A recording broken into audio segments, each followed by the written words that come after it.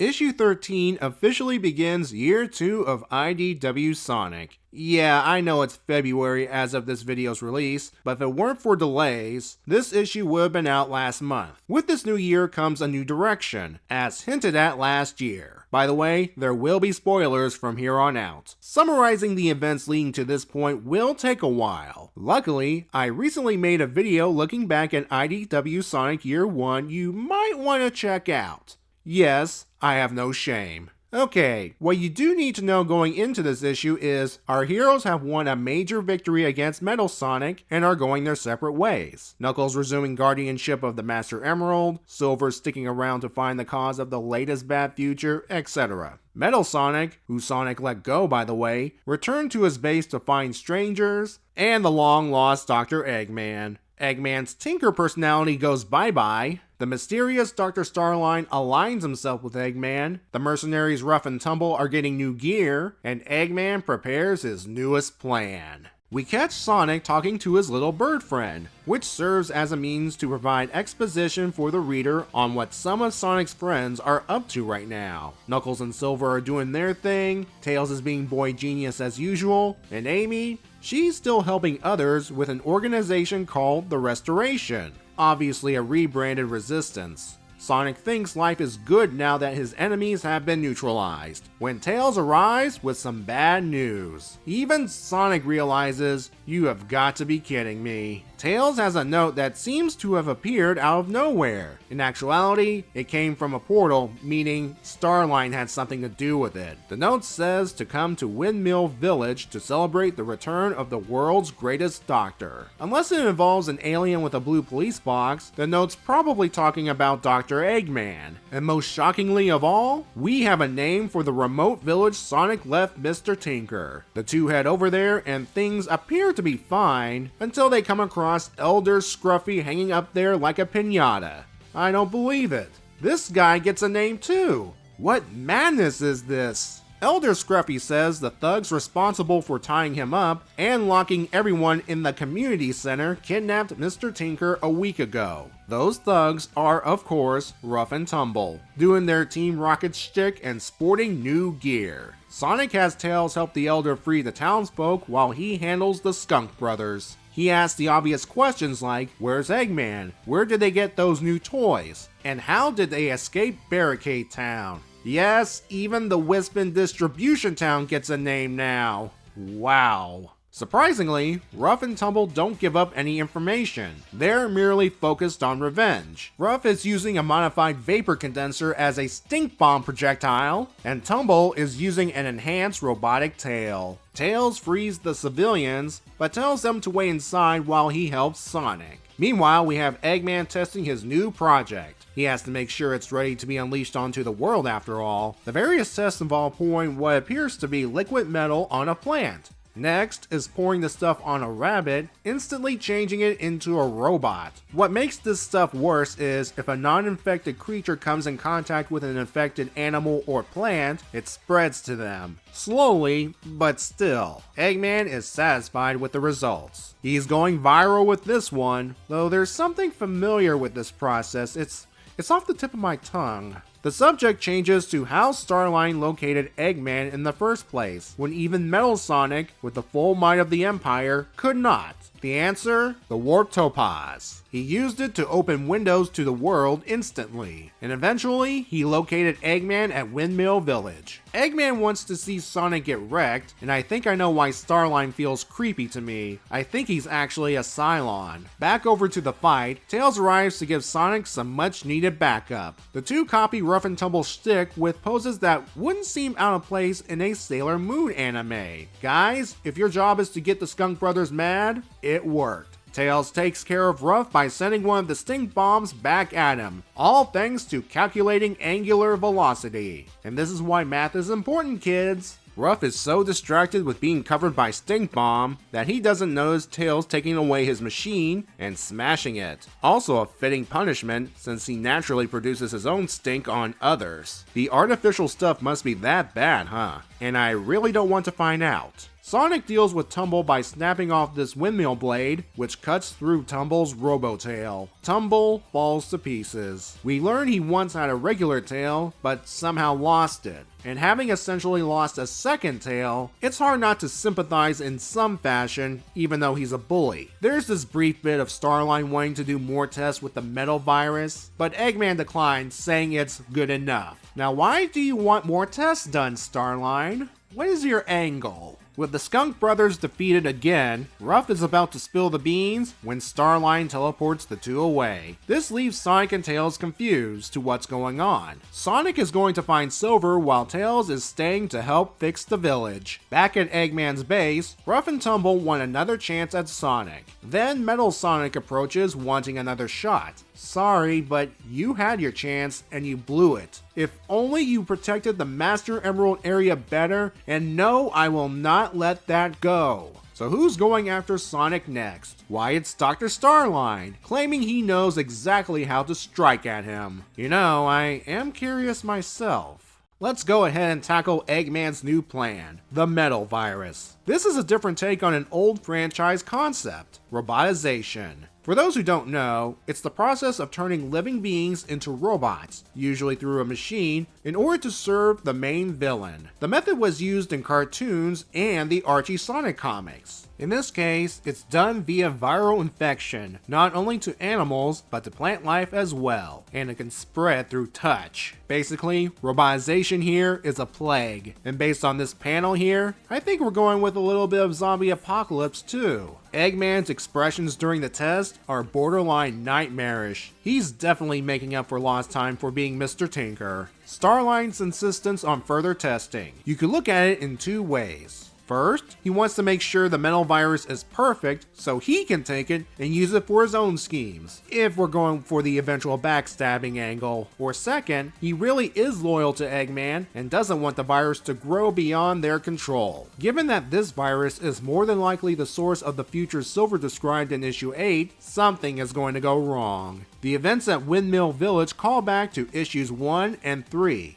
Sonic and Tails saving a village from a threat, and afterwards Tails stays to help with cleanup, but said threat happens to be Ruff and Tumble. The characters even note the past events, so I'll cut them some slack on the retreads. What makes this different is it's a fight between the natural and the enhanced, the spiritual brothers versus the actual brothers. It is interesting that the Skunk Brothers gadgets enhance traits of actual skunks. I just hope Tails brought some hydrogen peroxide to clean up the smell. Going back to Tumble a bit, again, you almost feel sorry for him with the whole Tails situation. Understandably, he loses it when he sees Tails' two tails. The one person who's really lost is Sonic. He's trying to figure out if Eggman got his memory back, was faking his amnesia, or a third party was involved. Now we know what's going on. I only hope Sonic doesn't take too long to figure out this mystery. Issue 13 in some ways is a jumping on point. While things from the past year are mentioned, new readers coming in won't get entirely lost. And hey, they may want to check out what happened last year. As I mentioned earlier, the issue is the start of year 2 and has the job of setting up the new direction, and I think it does that pretty well, which is helped with art by Adam Bryce Thomas and colorist Matt Herms. So far, I'm cautiously optimistic, though if you plan on getting this issue, it'll cost a little more due to having additional pages. So what is Dr. Starline's plan for Sonic? We'll find out next time in issue 14.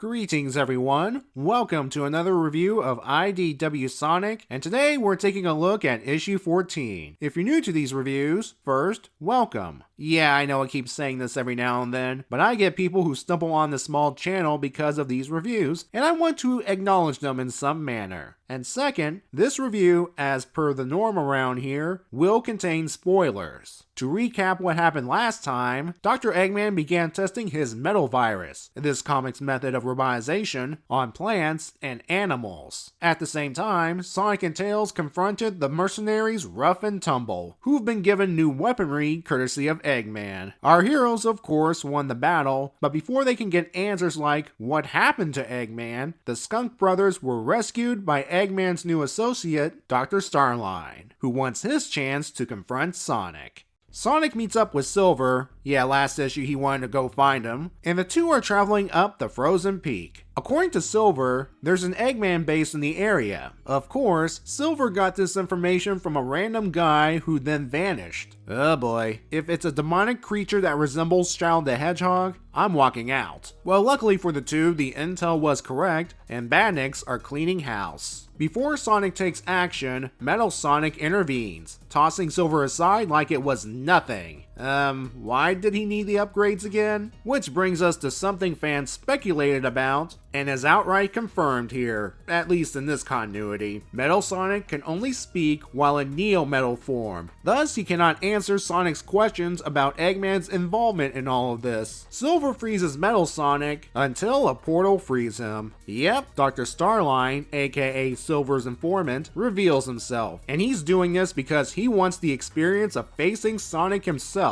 Said experience includes hammy monologuing. He's also upfront with Sonic, revealing he's responsible for Rough and Tubble's breakout and the restoration of Dr. Eggman. Speaking of, we see him observing the squirrel, or Ricky, that got infected when touching the Robo-Plant last issue. He's disappointed that the spread isn't as fast as he hoped, so he decides perhaps repeated exposure to a fully infected creature could speed up the process, which it does. So all Eggman has to do now is infect a few locations and let mobs of robo-slaves infect at will. Rough and Tumble barge in, demanding new weapons that'll take care of Sonic once and for all. You can tell Eggman's had it with these two, until he gets an idea when he sees the infected animals. Back up in the mountains, Sonic cannot build up speed due to the deep snow, and Metal Sonic's too fast for Silver to lock on directly. Instead, Silver bubbles a small area, which happens to include Metal Sonic, and tosses that far away. How's that for payback? That just leaves Starline, who just uses the warp topaz to mess with them, until the hedgehogs end up on the opposite side of the mountain. Metal Sonic reappears before Starline to silently confirm that everything's ready before heading through a portal back to base. Just as Starline's about to follow, Sonic surprises him with a spin dash. Never underestimate the hedgehog's tenacity, Starline. Silver heads inside the base to secure one of Eggman's vaults. Starline was even kind enough to provide the access code, except said vault actually houses explosives, and Starline provided the activation code. As Sonic goes after Silver, boom. Starline is elated at Sonic's apparent demise, and hoped Eggman watched. Oh, he did, and Starline's about to get an earful from the doc. Not only did he steal Eggman's victory over Sonic, he did it the wrong way, the pragmatic way, not the cartoon villainy way. There's actually more to that, which I'll get to later. Luckily for Starline, Sonic and Silver are fine, for the most part. The strain of protecting them both causes Silver to collapse. Sonic gets him to Restoration Headquarters to recover. After letting Silver rest, Sonic and Amy ponder their next move. With Eggman ready to unleash his next plan on a barely recovering world, they need to find him fast. Amy decides, instead of searching various Eggman bases, they'll go to one they know is unguarded and tap into his network. And by they, I mean Sonic and Amy, whom I'm sure is jumping for joy at being with Sonic in some capacity. On the inside, at least. My main focus is on the character of Dr. Starline. After reading this issue and looking back, I think I can confirm his motivation. He wants to please Senpai Eggman. I did mention he's a self-proclaimed Eggman fan in a previous video, so the possibility was out there, which begs the question, when did he become a fan of Eggman? Anywho, for a while, he did get on Eggman's good graces, until he seemingly destroyed Sonic and Silver with explosives. I believe this is where things will start changing. Starline is learning a harsh reality some people experience. Sometimes when meeting your icons, what you imagine them to be does not necessarily match what they actually are. Starline thought Eggman would be pleased the thorn that is Sonic the Hedgehog would be out of the picture for good. As we saw, the exact opposite happened. If Starline did his homework, he would have known, should have known, that Eggman has a massive ego. Remember, he built an amusement park death trap and named it after himself. This segues into how Eggman wants Sonic defeated. He's the type of villain that wants his enemies to know they've lost. He wants to see the look of utter defeat and hopelessness in his foes before administering the coup de grace. That's the only way he can get a satisfying victory. That, and of course, doing the deed himself. Another difference between their mindsets is how they saw the Frozen Peak base. To Starline, it's considered a monument filled with all sorts of priceless treasures. To Eggman, it's an obsolete base filled with useless junk. Bottom line, Starline's admiration for Eggman has diminished. He's sticking with him for now, but I can see him breaking off to do his own thing in the future. He is still dangerous, as Sonic and Silver learned, providing misinformation to lure our heroes into a trap, and choosing the terrain where it'll affect Sonic's speed. Although, maybe Starline should have chosen a watery location. Plus, he's got that warp topaz to mess with the heroes, and he did succeed in incapacitating Silver with explosives. Kinda convenient, isn't it? Because remember, Silver came back due to seeing another bad future,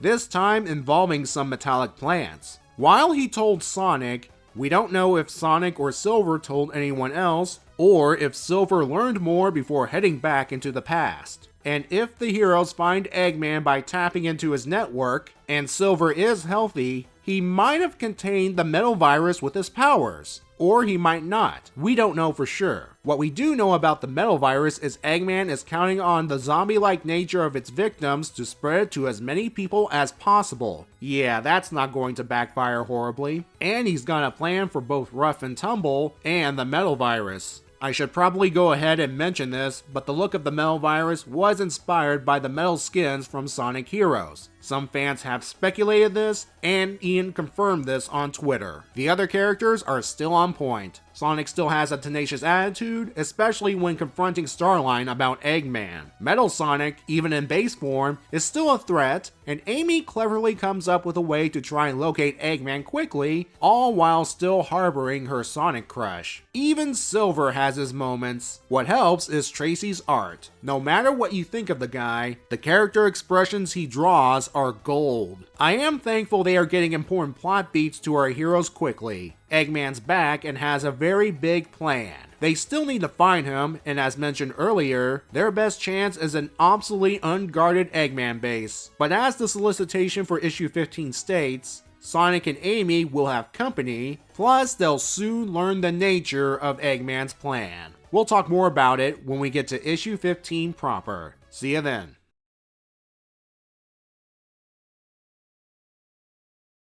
Greetings everyone, and welcome to another review of the IDW Sonic Comic series, and today we're taking a look at issue 15. Yeah, I'm reviewing 2 IDW Sonic issues in March, which means nothing since I reviewed 2 issues back in December, not to mention the first 4 issues last spring. Anyway, before I recap what's happened, I should give out my obligatory spoiler warning. Sonic and Silver went to investigate an Eggman base at the Frozen Peak, where they encountered Metal Sonic and Dr. Starline, who confirmed that Eggman's back. Starline tricked the two into entering the base, which contained explosives. Eggman wasn't happy that someone else seemingly finished off Sonic. Thankfully for everyone, Silver kept the two alive, while getting injured in the process. Besides, Eggman has to prepare for the next stage of his Metal Virus plan, which includes Rough and Tumble. Meanwhile, Sonic and Amy plan their next move, involving going to an abandoned Eggman base to log on to his network. We'll see how that goes. Sonic and Amy arrive at Echo Mine, which according to Amy, was the site of a major resistance counterattack before Sonic came back and turned things around. Amy's determined not to let Eggman have an encore, so they press through the tunnels until they reach the computer room, and they don't need Vector's help to find it. Find the computer room! Amy restores power to the room, bringing the computer and security cameras online. Starline reports this to Eggman, who's just finished preparing a couple of backups for Rough and Tumble, backpacks filled with Metal Virus goo. He doesn't reveal the contents though, but does tell them to activate them in case their primary weapon goes kaput.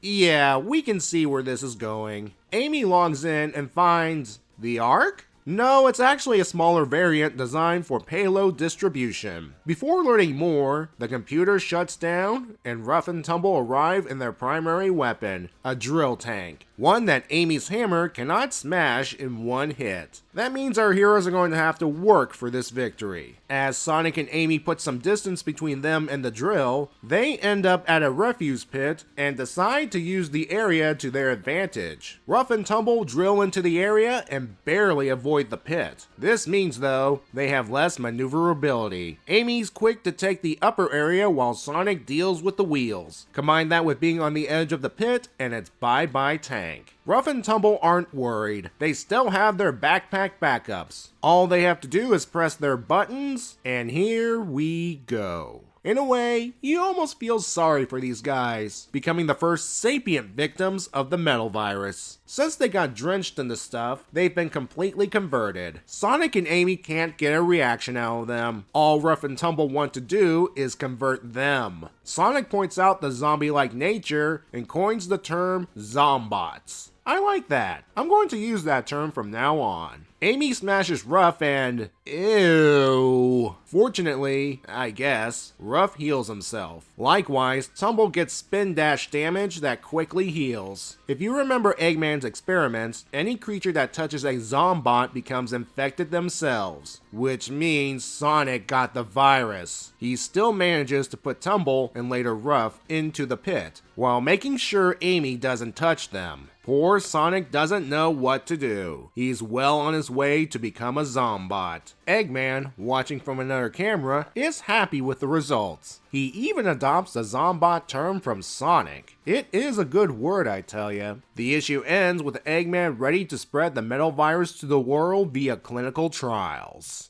We're at a turning point with the Metal Virus plot. Eggman has moved on from infecting little animal critters to full-on sapient life forms, i.e. Rough, Tumble, and later Sonic. Like I said, we saw Rough and Tumble becoming victims of the Metal Virus coming. We can even see it coming as far as last issue. Still, that was dark for Eggman to use them as sacrificial lambs in order to infect Sonic and Amy. And he succeeded with Sonic. I can see his Archie counterpart smile with approval. We also learn more about the Zombot's nature. A fully converted creature appears to become liquid metal a la the T-1000, though I doubt they have shapeshifting capabilities. Even if they did, I don't think they're in the right mindset to do so. Anyway, that's what I got based on the damage the Rough and Tumble Zombots took before healing. If you want an explanation for this, well, my guess is that the Metal Virus turns organic material into nanites. And Eggman's about to spread this stuff, possibly using the payload distribution arc. So why design it after the infamous super weapon? Is it to honor his grandfather Gerald? Does it represent a symbol of destruction? Or maybe he just likes the design? Sonic himself becomes infected. Solicitations set after this issue spoiled this fact. Plus, he's the main character. We know, eventually, he'll get better. What I'm hoping for is, what will make the journey worth it? Sonic cannot touch any living creature without risk of spreading the virus, and the heroes cannot even begin to comprehend its nature. When it comes to robots and enemy forces driving destructive vehicles, they can always find ways to disable and or destroy them. With the Zombots, unless you risk infection yourself, no known weapon can defeat them.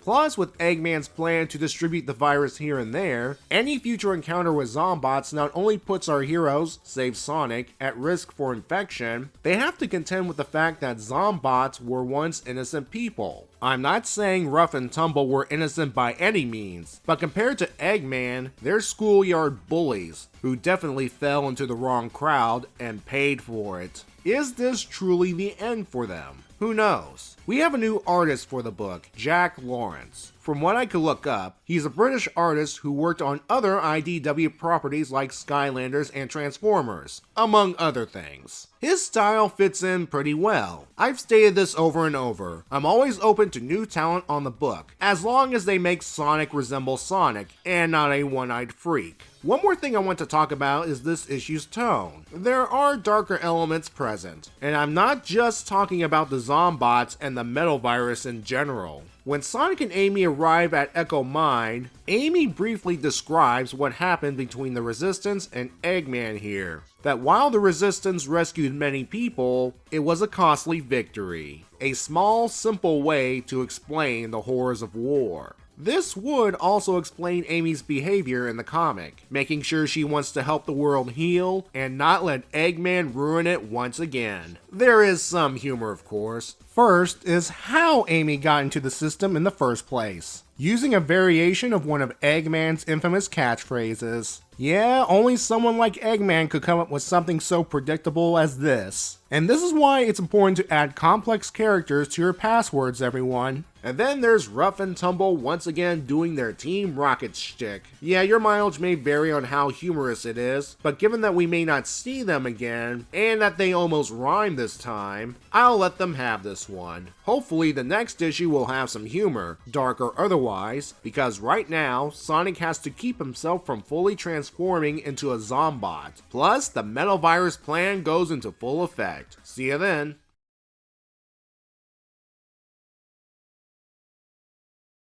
Greetings everyone, welcome to my review of IDW Sonic issue 16. I'm going to go ahead and plant my spoiler tag here because this issue builds off what happened last time, and issue 15 was a doozy. While Sonic and Amy were searching for anything related to Eggman's plan at one of his abandoned bases, Rough and Tumble attacked. When the Skunk Brothers lost their drill tank, they resorted to Plan B, activate their backpacks provided by Dr. Eggman. Only Eggman did not reveal what they do. So, to everyone's surprise, Rough and Tumble were doused in Metal Virus goo, transforming them into what Sonic christened Zombots. They were disposed of, but it came at a price. Sonic himself became infected when he touched them. How will Sonic deal with this situation? The issue starts with Tangle biking towards Tails' workshop, where inside, she spots Tails observing Sonic running in a giant hamster wheel. Seems between the last issue and this one, Sonic ran over to Tails' workshop and, in the process, discovers the virus had regressed. Tails has been running some tests based on this. Hence, Sonic in the hamster wheel thing. Once they believe Sonic's been cured via running, he stops. Okay, that was too easy. I'm not buying it. Tangle's confused, so Sonic brings her up to speed on current events, including Dr. Eggman, Dr. Starline, Rough and Tumble, and the Metal Virus infection. That's all fine and good, but the reason Tangle arrived is she wants to share something that happened to her recently, which we can read about in the recently released IDW Sonic 2019 Annual. Plug. The Sonic, Tails, and Tangle bits bookend the issue, so I'll go ahead and give the rest of their stuff now. After Tangle finished what happened to her and Whisper in that story, she asked Sonic and Tails what they plan to do next. Well, it's to look for that mini-arc battleship Sonic and Amy discovered, which they believe will distribute the Metal Virus. They hope to smash it before it launches, and Tangle's all for that. As she and Sonic are about to high-five, he spots some silvery stuff on his arm and pulls back at the last second. I knew it wouldn't be that easy to cure Sonic of the infection. Tails wants to study this more. However, Sonic leaves so he can find that battleship. While I'm sure that's his eventual goal, his real concern for the moment is to distance himself from his friends. He knows he's become a liability and has brought up times where he's been transformed in the past, and hopefully he'll get through this crisis as well. Let's head over to the one responsible for Sonic's condition, which makes up the bulk of the issue. Eggman, Dr. Starline, and Orbot and Cubot board the battleship, and it launches. Well, so much for finding it before that happens. On the way to their first target, Eggman decides to give Starline a tour of the battleship, or face ship as he likes to call it. It's powered by the Chaos Emerald Starline provided, which is embedded in Eggman's throne. They go through the area where the Metal Virus is mass-produced. Thankfully, Eggman doesn't share the ingredients. He may be an egomaniac, but he does have his limits. Starline's worried there may not be enough Metal Virus to infect the world. If you remember issue 14, Eggman's already got the answer. Infect a number of populated areas, and let the infected spread the virus around. The first target of the Metal Virus? Windmill Village, the town where they took in Eggman while he was Mr. Tinker.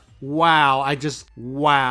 These poor people, why? And the way he drops the payload, well, since this is a face ship, and I'm sorry if some of you are eating, but there's no getting around this. It looks like it's puking the stuff all over the village, covering the majority of the people and transforming them instantly. Those lucky enough not to touch the stuff won't be lucky for long. The infected corner and convert the remaining populace until all have become zombots. Seems this act has fully restored Starline's hero worship of Dr. Eggman after what happened in issue 14. Eggman orders his new Zombot army to spread out and terrorize. As they do, we're reminded that the virus not only infects animals, but plants as well. One infected tree converts a bird, and we end the issue with that Zombot bird flying towards a populated city. The Sonic Tails Tangle subplot serves the following purposes. First, it lets Tangle be an audience surrogate, allowing Sonic and Tails to provide exposition on current events,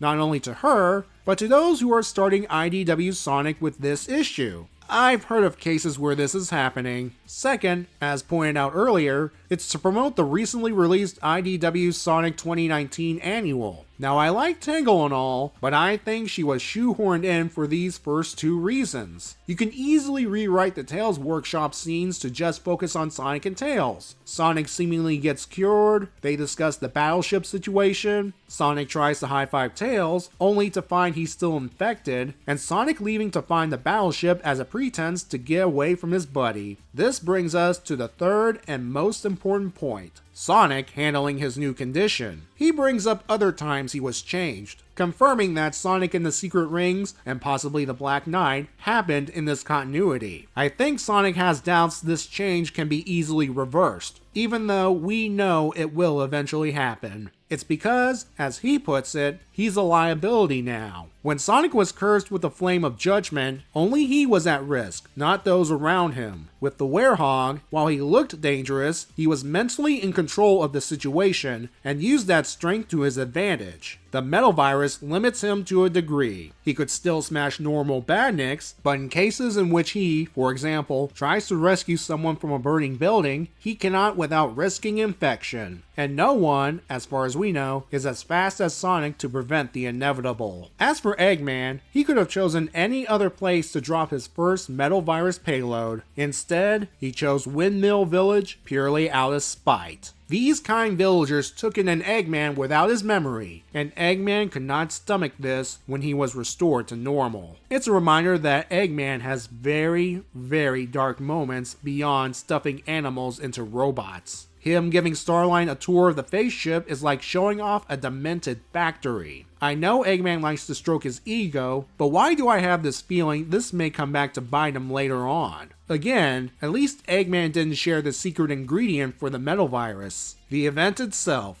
It's stuff that wouldn't be out of place in your standard zombie movie. An agent infects the population, those that did not become infected are fearing for their lives as zombots corner them, there's the breaking into the house to get the victims cliche, and finally, that zombot bird going towards a city at the end wouldn't feel too out of place at the end of a zombie movie. The art certainly helps with this atmosphere. The issue is another major turning point in the Metal Virus Saga. Sonic's at a tough spot right now, Eggman's dumping the stuff on populated areas, and the Zombots are out and about spreading the stuff in Eggman's name. I have a funny feeling Eggman will eventually lose control of the situation. It's bound to happen. Next time though, we'll see how our trio of detectives handle the Zombot apocalypse. See you then.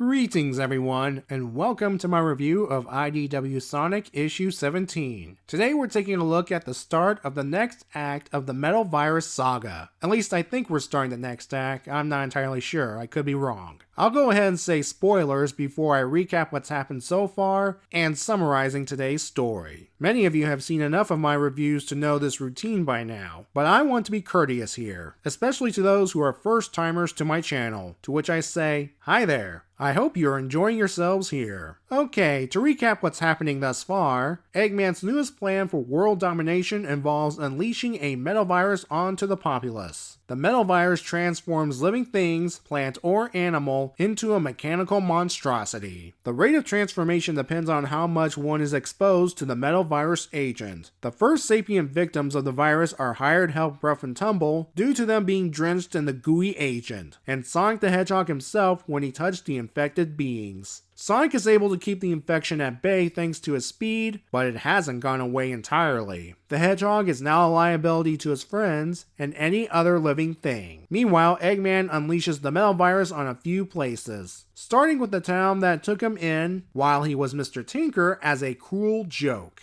He knows he doesn't have enough Metal Virus on board his spaceship to infect the world, so the plan is to turn as many people into infected creatures, or zombots as the characters call them, as possible. They will then spread out to infect everything in Eggman's name since he's in control of them, for the moment. Regardless, the Zombot apocalypse has officially begun. We start this issue at the Chaotix Detective Agency. Vector has just finished talking with Tails on the phone, and he passes on what he's learned to his teammates. Well, at least they're up to speed with the Metal Virus and Sonic situation. Vector's not too worried since the world is big, and he just wants to focus on the next case and possibly the payment. Oh, Vector, you just had to tempt fate, didn't ya? Sure enough, Zombots bust through the door. It's a small world after all. Espio's kunais do squat, and touching them is a no-no, so the Chaotix retreat outside, only to spot Eggman's spaceship puking out more Metal Virus goo onto the city. Yeah, it's going to get worse. All the Chaotix can do right now is try to keep the Zombots away from the civilians. Vector radios Amy at Restoration HQ. She'll dispatch a rescue ship to the city right away and try to send Sonic to them for backup. Until help arrives, Vector's plan for the Chaotix is to split up, distract the Zombots without touching them, gather any survivors, and send them to the docks where they can create the best possible defense. To give them credit, they're handling the situation pretty well. It's only after Vector pushes a vegetable truck down the hill, the driver cannot drive stick, which I completely understand, Zombots surround Vector. It looks like the end until Sonic the Timely Rescue Hedgehog arrives. Vector tells him of the evac plan, and Sonic can knock away some Zombots, but touching them only hastens his infection, so he needs to keep running really fast. As Espio and Charmy escort a group of survivors to the docks, one of them spots another with Metal Virus goo on her arm. She begs and pleads not to be left behind as the goo quickly spreads throughout her body. All Vector can do when he shows up is isolate her using cars and move on. Charmy's not happy about this, but Espio reminds the Bee to get the survivors to the docks. After Sonic clears a path for a couple of people, he spots the rescue ship arriving. Sonic hopes to distract the Zombots so everyone can board it safely. Unfortunately, his infection is spreading faster and he has to run or else he'll become a Zombot. The Chaotix hold off the Zombots at the docks while the survivors board the ship. Once they're on board, Charmy decides to rush back into the city to save the one trapped in the cars. Espio cannot lasso him back due to Zombot interference. Well, Charmy pays the price due to his hubris. The victim's fully transformed into a Zombot, and other Zombots pull him down and surround him.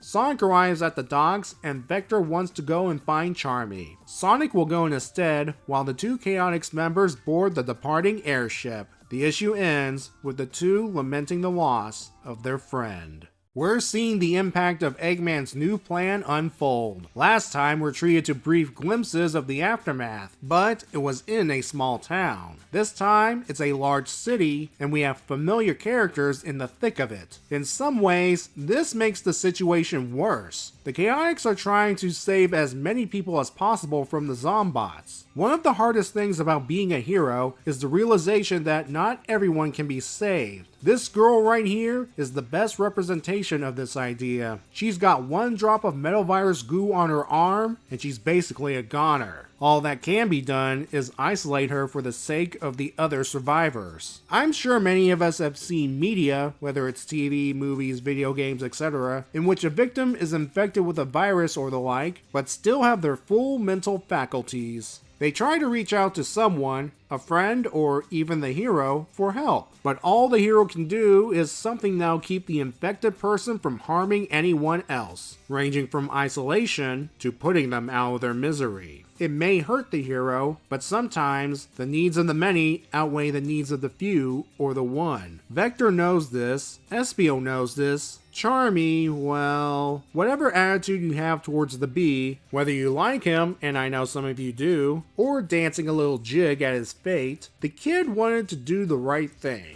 Problem is, sometimes the right thing is not the smart thing. Plus, he's a kid. He doesn't have the emotional maturity to push on from doing amoral acts. And because of that, he's our first major casualty. Now, Charmy is a Sega character, meaning he'll eventually return to normal. It still doesn't diminish the impact this event has on him and his teammates. Sonic's still in the game, pardon the pun. However, his situation appears to be getting worse. Granted, he actually had to touch some Zombots, which accelerated the process. However, it seems to me that when he burns off the infection, it comes back stronger and faster. This brings up another problem Sonic could face. While he is a video game character, he's not in a video game. He will need to rest eventually, but he can't. If he stops for too long, he's a goner. The Hedgehog's on borrowed time now. I've read somewhere that Tracy Yardley had difficulty drawing this issue. After reading it, I can see why, but the results speak for themselves. Combined with Leonardo Ito's, or is it Ito's, I'm bad with names, coloring, there is this feeling of utter despair in the story. While Eggman himself doesn't appear in this issue, his presence is felt all throughout. Though I can imagine him sitting back, eating popcorn as he's watching the chaos unfold. Your enjoyment of this issue may depend on how you feel about the pacing and the characters. To me, it feels like something our heroes haven't encountered before, and it's pushing them to their limits. And remember, these guys, not too long ago, were involved in a war with Eggman, so that should tell you something. While one Sega cast member is lost, our next issue will feature the debut of some Sega cast members that should have shown up earlier. Better late than never. I'll see you next time when we take a look at issue 18.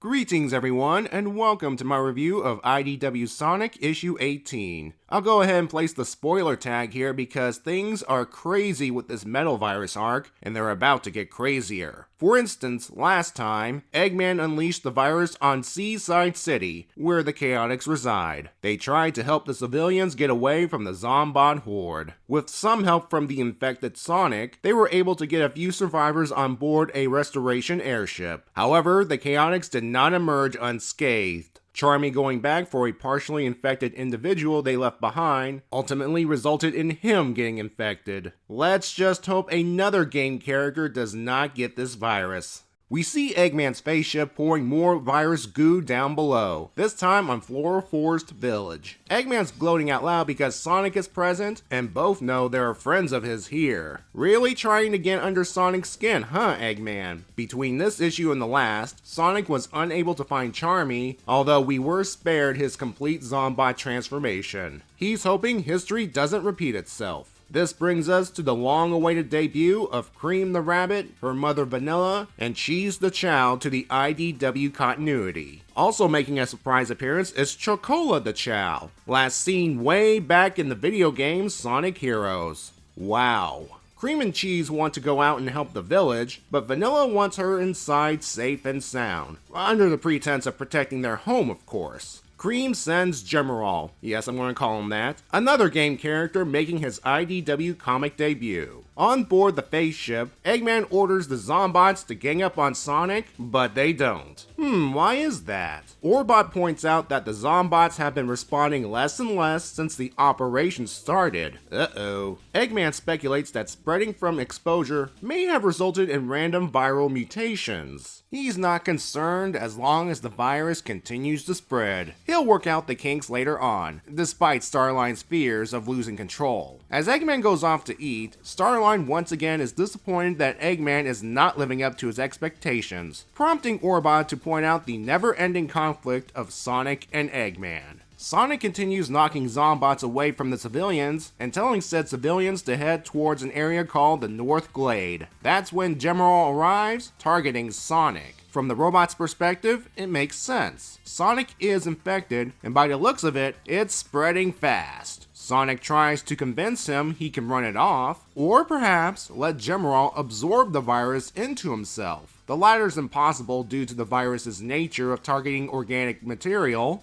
and General forces Sonic to do the former, or else he'll be eliminated. This leads to something that horrifies Cream. Not the Zombots, the fact that General is going to eliminate the Zombots. She rushes outside to explain to General, Sonic and the other Zombots are victims, don't blow them up. She brings up the events of Sonic Advance 3, how General once worked for Eggman, got damaged, and was repaired thanks to Tails, and is living with the Rabbit family in peace. She wants the Zombots to have the same chance to be fixed. General finally understands and alters his directive. Use non-lethal means to take care of the Zombots. Things get ugly as Zombots infiltrate the Rabbit household. Cheese and Chocola try to fight them, but they get infected in the process. Now, if you're a fan of Cheese or of Chow in general, you may not like what you're about to see. The last image of Cheese before full conversion is this. I assume he's saying goodbye to Cream and Vanilla in Chow speak. Well, thank you, comic. Not only did you make Cream cry, which is a big no-no, you potentially scarred her for life, if she isn't already from fighting big scary robots. Sonic returns from his run to clear a path so Cream and Vanilla can get out. Sonic gives Cream some much needed encouragement before she and her mother fly off to the North Glade, where another restoration airship awaits that will take them to safety. General briefly helps Sonic until the Hedgehog tells him to head to the Glade and make sure the ship the rabbits are on safely takes off. Sonic then contains the newly converted Cheese and Chocola. Yeah, the last thing he needs to deal with are flying Zombots. Good thing too, because he spots the ship flying away, presumably with the rabbits on board. Rouge contacts Sonic saying Eggman's en route to Sunset City and she could use some extra help.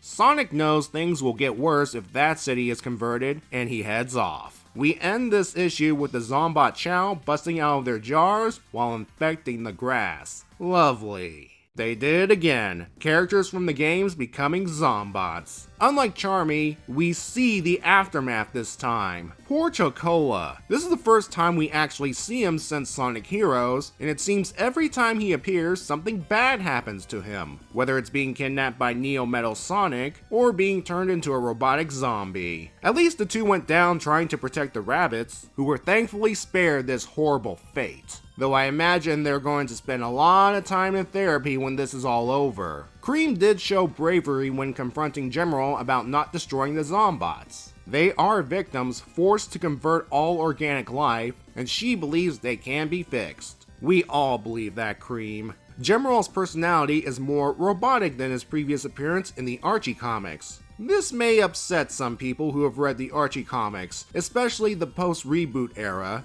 and were expecting General to have a similar snarky personality in this issue. I'm not as upset about this change given that this is a new continuity, but it is odd they're going with this direction. We can speculate the reason why. Maybe it's a Sega mandate, or perhaps it's something Ian did on his own accord. Who knows? Perhaps the answer will be revealed down the line. In a way though, General is still developing. Originally, he wanted to destroy the Zombots to keep the Rabbit family safe. It's only after Cream's speech and citing the events of Sonic Advance 3 that he altered his tactics to incapacitate the Zombots. He even apologized to Sonic about attacking him earlier. Good thing he changed tactics because we're reminded how resilient Zombots can be, as you see here. We got a new problem related to the freaks. They're no longer obeying Eggman's commands. I think many of us saw this coming. It's a cliche of zombie movies that feature scientists creating an agent thinking they have control of the situation, when in reality, they don't. As I said before, Eggman's not concerned. As long as the virus does its job of spreading out, he thinks he can fix the viral mutations later on. Yeah, it's that kind of overconfidence that leads to things going bad for the Doc. The incident with Chaos being a prime example. Starline's faith in Eggman is once again shaken. I think it's even worse than issue 14's portrayal. Justified because he's horrified about the Zombots running around without control, and Eggman's lack of foresight and concern about the problem. Combine that with Orbot pointing out the same old song and dance Sonic and Eggman go through, Starline's realizing he's not dealing with a tactical genius, but a Saturday morning cartoon villain. So, how long before he bails on him? Sonic's situation is more or less the same as last issue, though he almost changed during his confrontation with Gemerol. If the robot had not forced him to run, we would have lost Sonic at this point. The Hedgehog is under stress due to him losing Charmy, and vowed not to let another one of his friends fall victim to the virus. We saw how that turned out. I am impressed Sonic is not tired yet. Surely the constant running and fighting Zombots would tire him out, but nope, he's still in there. I wonder how long that'll last. Let me address something I skipped in the summary. Sonic encounters these two civilians, one of whom is jealous Sonic is hanging out with Cream and not them, plus they were trying to start a forest fire to prevent the plants from becoming infected. Sonic rightfully calls them out for this idiot plan, while at the same time praising Cream. There are a couple of examples of this near the end. When he gives her the "you can do it" speech after Cheese and Chocola have been converted, and when he sees her fly off with Vanilla. I think this is here to show, not any old schmo can hang out with Sonic and crew. You have to be competent. And it's not due to the fact that Cream is a game character. Tangle, despite being an excitable goofball, is competent. Whisper, who at first wanted to work alone, is competent. The random civilians with Wispins taking directions from Amy here, they were competent. I'm just saying, if you want to help the heroes, make sure your actions don't lead to something worse. On a meta level, this is a heartwarming moment. The two characters are actually OCs of two people from Venezuela going through some hard times. Their friend asked Tracy Yardley to include their characters in the actual issue, and he did, though one of them had to be altered because she was originally an echidna, and we cannot have any more running around if Knuckles is supposed to be the last one. Issue 18 is shocking, but it's a few levels below issue 17. It is hard to top moments like this. But the saga's not done yet, so we may encounter some more eye-popping moments. Next time, Sonic meets up with Rouge and the rest of Team Dark, yes, the complete team, in the hopes of stopping the spread of the virus at Sunset City. I don't know about you, but I have a hunch that they will not succeed. See you in issue 19.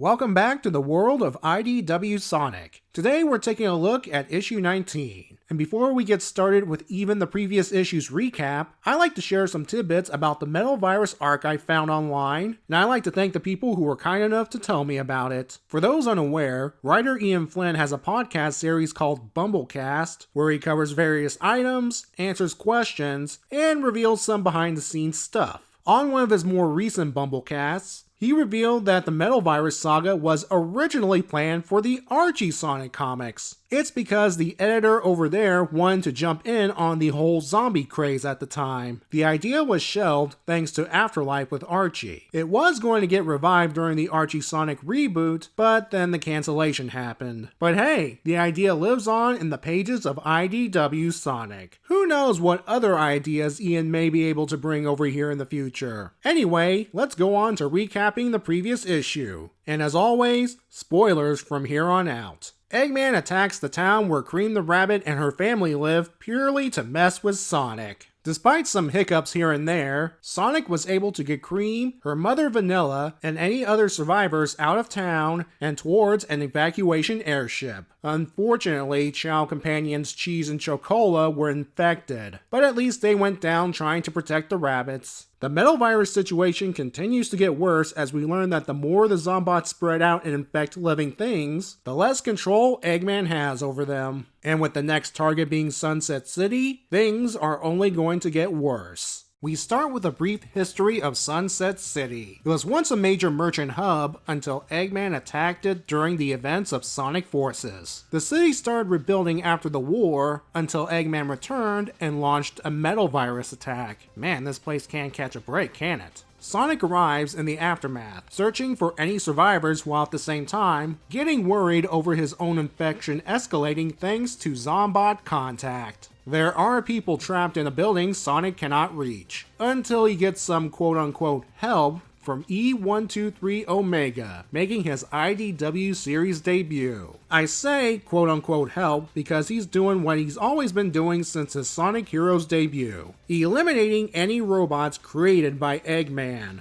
Since a Zombot is technically a type of robot created by Eggman, that's good enough for Omega. Don't worry, as I've said over and over, Zombots are very resilient. This does allow the people to exit the building, and Sonic and an arriving Rouge direct them towards the Grand Gold Flicky Hotel where other survivors are located. At said hotel, Rouge orders what I guess is the local police to make sure Zombots don't surround the area. She and Sonic take a moment to brief each other on the situation involving Sonic's condition and how the Zombots are beyond Eggman's control. Speaking of which, hordes of Zombots are coming from multiple directions. Sonic does his best to keep them from the hotel, and Omega doesn't have enough ammo to keep them all back. This is usually when someone else arrives via a big hero moment. That someone is, of course, Shadow, mowing through the Zombots in a big truck. He gives Sonic, in his own way, the I told you so speech in relation to what happened back in issue 6. Not even Sonic explaining Starline's involvement changes Shadow's mind. Sonic's off to get rid of his symptoms again and advises Shadow to also run should any Zombots touch him. Out of earshot, Shadow says, "Cowards run, I win." Remember this. The truck's more than a glorified battering ram. It's the means Team Dark will use to evacuate the survivors. The plan is Omega will safeguard the truck, Rouge will get the survivors into said truck, and Shadow will tackle the massive Zombot horde. And boy does he give it to them. Is it reckless? Oh yeah, even Rouge sees this. But when you're christened the ultimate life form, it tends to go to your head. He'll soon get a dose of reality as, thanks to touching the Zombots, he starts getting infected. Rouge tells him to run, but Shadow, thinking it's a cowardly act, stands his ground. Omega cannot help because he's keeping as many Zombots away from the truck as possible, and thus, we can add Shadow to the list of named victims. Sonic returns from his run, only for Rouge to tell him to handle Shadow. And we end this issue with Sonic being grabbed by Shadow the Zombot.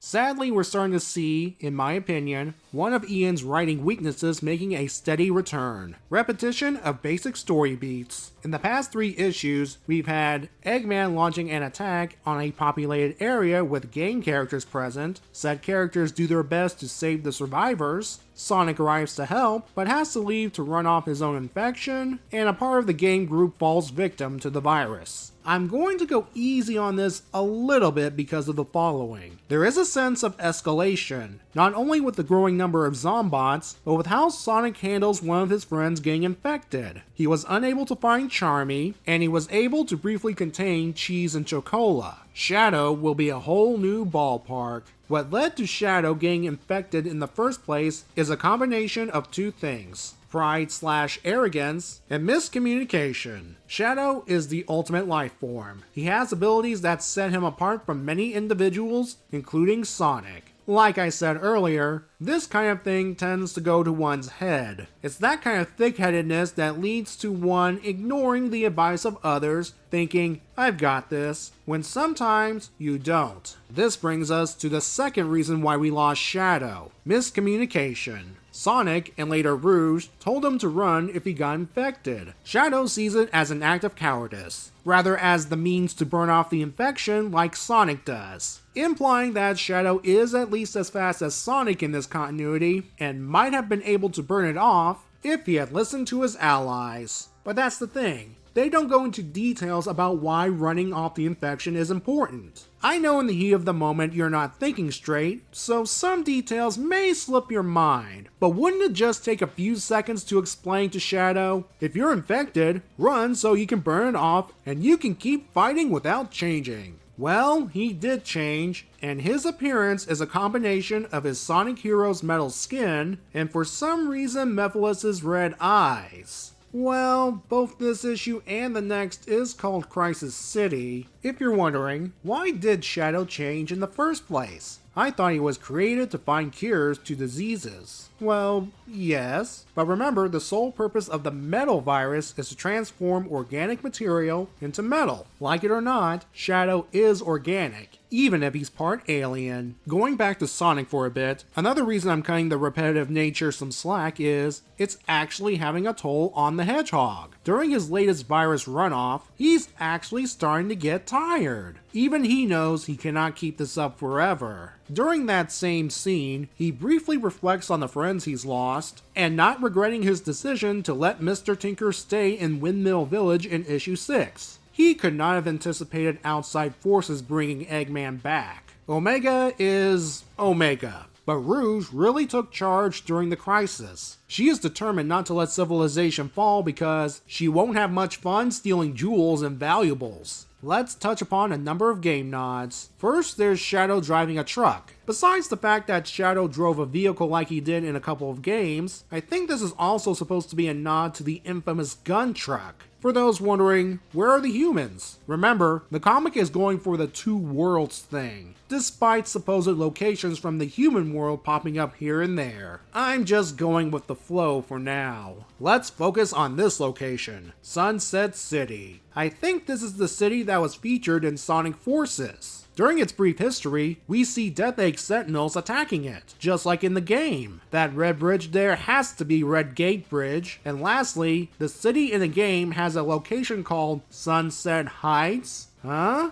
You know, it's always nice to expand on game locations. This story's not over yet. Sonic and Omega have to face the Zombot Horde, which now includes Shadow, while keeping the survivors safe. And what can Rouge do without getting infected herself? We'll find out next time in issue 20. By the way, Shadow getting infected was revealed a week before this issue came out, thanks to this release of an alternate cover for issue 20. One of the sacrifices for promotion is shock value, I guess.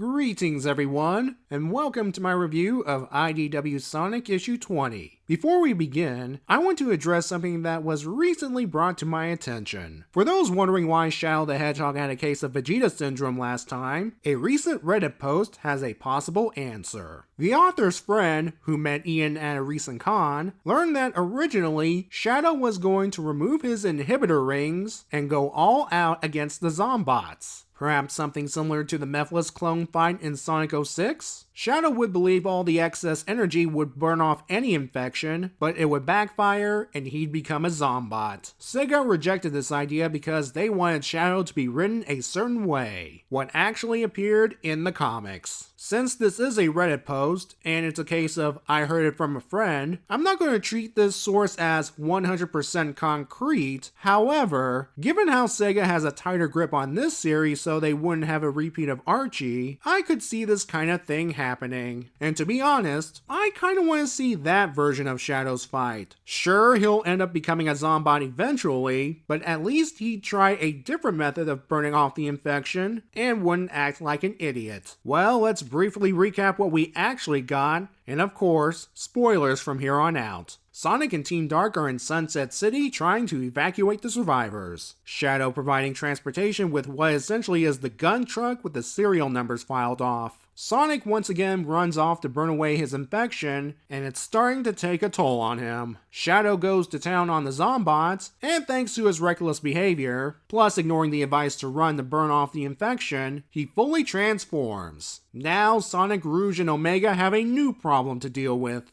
We start with Sonic giving his I told you so speech to Zombot Shadow before breaking free. Being a Zombot means Shadow is not at 100%. That's good news for Sonic. The bad news, there is still a whole heap of these things. And once more, finding them accelerates Sonic's condition. The last of the civilians have boarded the not-gun truck, and Rouge drives away while Sonic holds the Zombots back. He won't be alone as Omega remains to attack, in his words, Eggman's robots. Good thing too, as Zombot's shadow notices the truck leaving. Sonic's attempts to draw his attention ends badly for him. With the situation getting out of hand, Sonic suggests he and Omega retreat. After all, running away will burn off the infection again, and Omega's wasting ammo on unkillable monsters. Well, turns out Omega's just as stubborn as Shadow last issue, and refuses to leave despite the overwhelming odds. Well, it goes badly as you think. Sonic no longer has any room to run, and Omega is getting torn apart. Yowza! It looks like the end until a familiar light blue aura holds the Zombots in place. Yep, Silver has recovered from his injuries, and he and Tails arrive to assist. Don't worry, they didn't pop in all of a sudden. Rouge called for help last issue after Shadow got swamped. Tails sends Sonic towards the tornado outside the city and rescues Omega.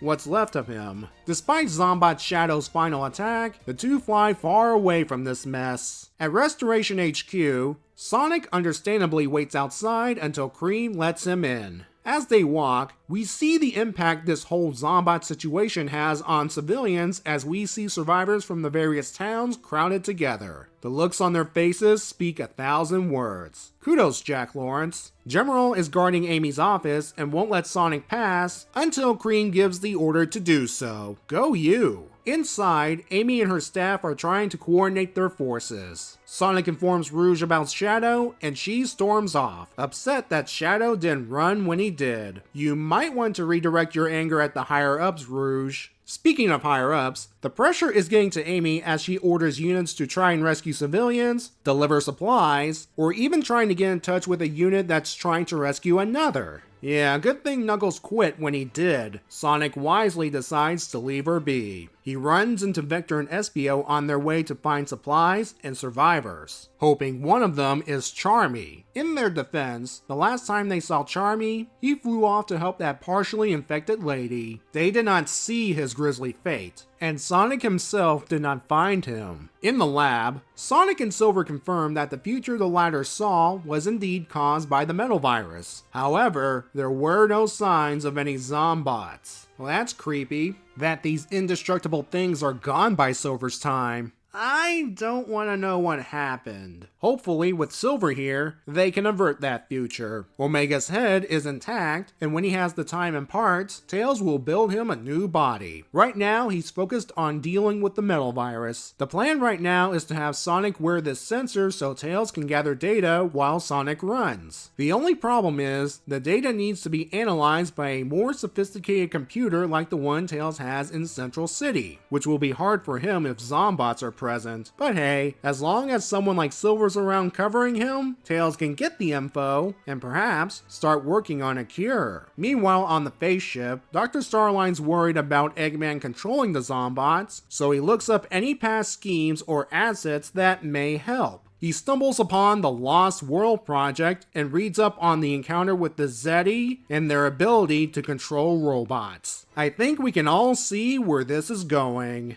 The first part of this issue is your standard action piece, with Sonic and Omega holding off Zombots while Rouge drives the survivors away. I don't know if it's just me, but is Zombot's Shadow a bit more aggressive than your average Zombot? Maybe it's because of his alien DNA or something. And I'd be more sympathetic to his situation if the inhibitor ring idea I talked about in the intro was true. Things started getting interesting once Tails and Silver show up, and what's happening over at Restoration HQ. We see the impact the Zombot situation has on the people. I already talked about the civilians crowded in the large room, so let's talk about how our familiar characters are handling things. Cream is the most optimistic. She's helping out primarily because she cannot sleep due to having bad dreams. I don't blame her. Rouge is upset, whether it be because of Shadow's stubbornness, her not explaining how running can burn off the infection, or both. Speaking of stubborn, there's Omega. I get that he doesn't see Sonic as a friend, but there's nothing wrong with taking his advice and retreating. These are not Motobugs and Buzz Bombers. They are indestructible robo-zombies, and because of his need to destroy all of Eggman's robots, it cost him his body. I'm surprised with the amount of maiming shown on panel, but then again, he is a robot, and you can get away with destroying robots in horrific ways. There is a high probability any new body Tails builds for him will be identical to his old one, but they could throw us for a loop there. Vector and Espio are still doing their thing, going out on missions, and hopefully they'll encounter Charmy during one of them. I kinda hope they don't, given Charmy's current situation. Amy's feeling the most pressure, sending in units to evacuate civilians and dropping supplies, and also losing contact with a couple. Keep in mind, she's sending good people into hazardous situations because she's trying to help the world. The escalation of the threat, plus losing your forces, would make any leader a nervous wreck. And I should remind you that in this continuity, they had just fought a war with Eggman. Sonic acts as the audience avatar during the Restoration HQ scenes. We do learn that he does take tiny naps so he doesn't feel too exhausted. However, given last issue, it's not enough.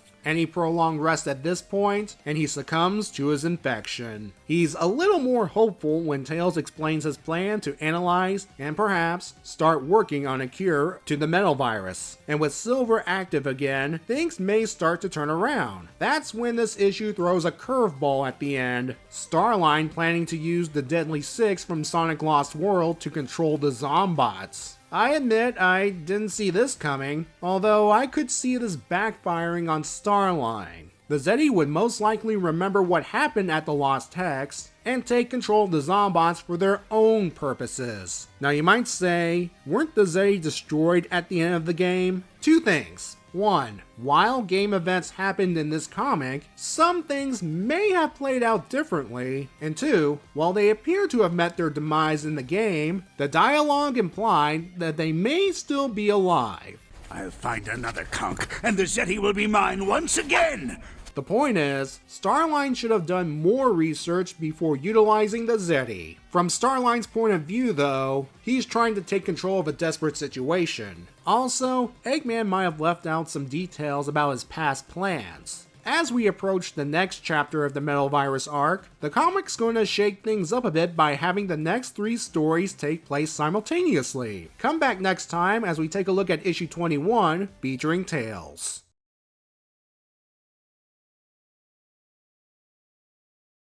Welcome back to the world of IDW Sonic the Hedgehog. And right now, that world isn't looking so good. Zombots ravage the landscape, finding and assimilating the uninfected into their ranks, slowly but surely transforming the world into the future Silver witnessed. Although, according to Silver, aside from patches of metallic grass, there were no signs of Zombots, just a dead world. It thankfully hasn't happened yet, but things aren't looking so good. Before I go any further, I should place my obligatory spoiler alert here. And let's continue. Sonic and Omega, or rather Omega's head, escaped the Sunset City Horde thanks to Tails and Silver, and the Restoration slowly losing the battle against the Zombots. Not to mention, based on this image here, the facility's running out of room for refugees. There is one chance to possibly find a cure to the virus. Tails wants to analyze Sonic as he burns off the symptoms via running. However, his more sophisticated equipment is in his Central City lab, and the city might be a viable target. On the villain's front, Dr. Starline, out of desperation to control the Zombots, plans to bring the Deadly Six into this mess.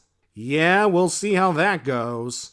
Our story begins with Tails witnessing the face ship puking out metal virus goo over Central City. He wants to halt his research to evacuate the civilians, but Tangle and Whisper, who's with him for some reason, will go out instead. As Zombots start populating the area, Tails remains inside his lab gathering Sonic's running data, even discouraging the Hedgehog from coming to his aid for the sake of research. Tails then contacts Restoration HQ to let them know of his progress. Amy also informs Tails that she's prepping shuttles to evacuate Central City survivors. Which brings us to Tangle and Whisper. They were able to find some people and direct them to the docks. Despite holding them back, the Zombots keep coming. For some reason, they cannot get a hold of Restoration HQ, and Silver can't help because he's busy elsewhere. The two eventually get away thanks to Whisper utilizing Hover. She also informs Tangle that while the Wisps are in use, they're pure energy, thus they can't get infected. Good to know. Tails begins analyzing how the speed data combats the virus and hopes to apply this effect to the others. However, to increase his chance of success, he needs to get a live sample.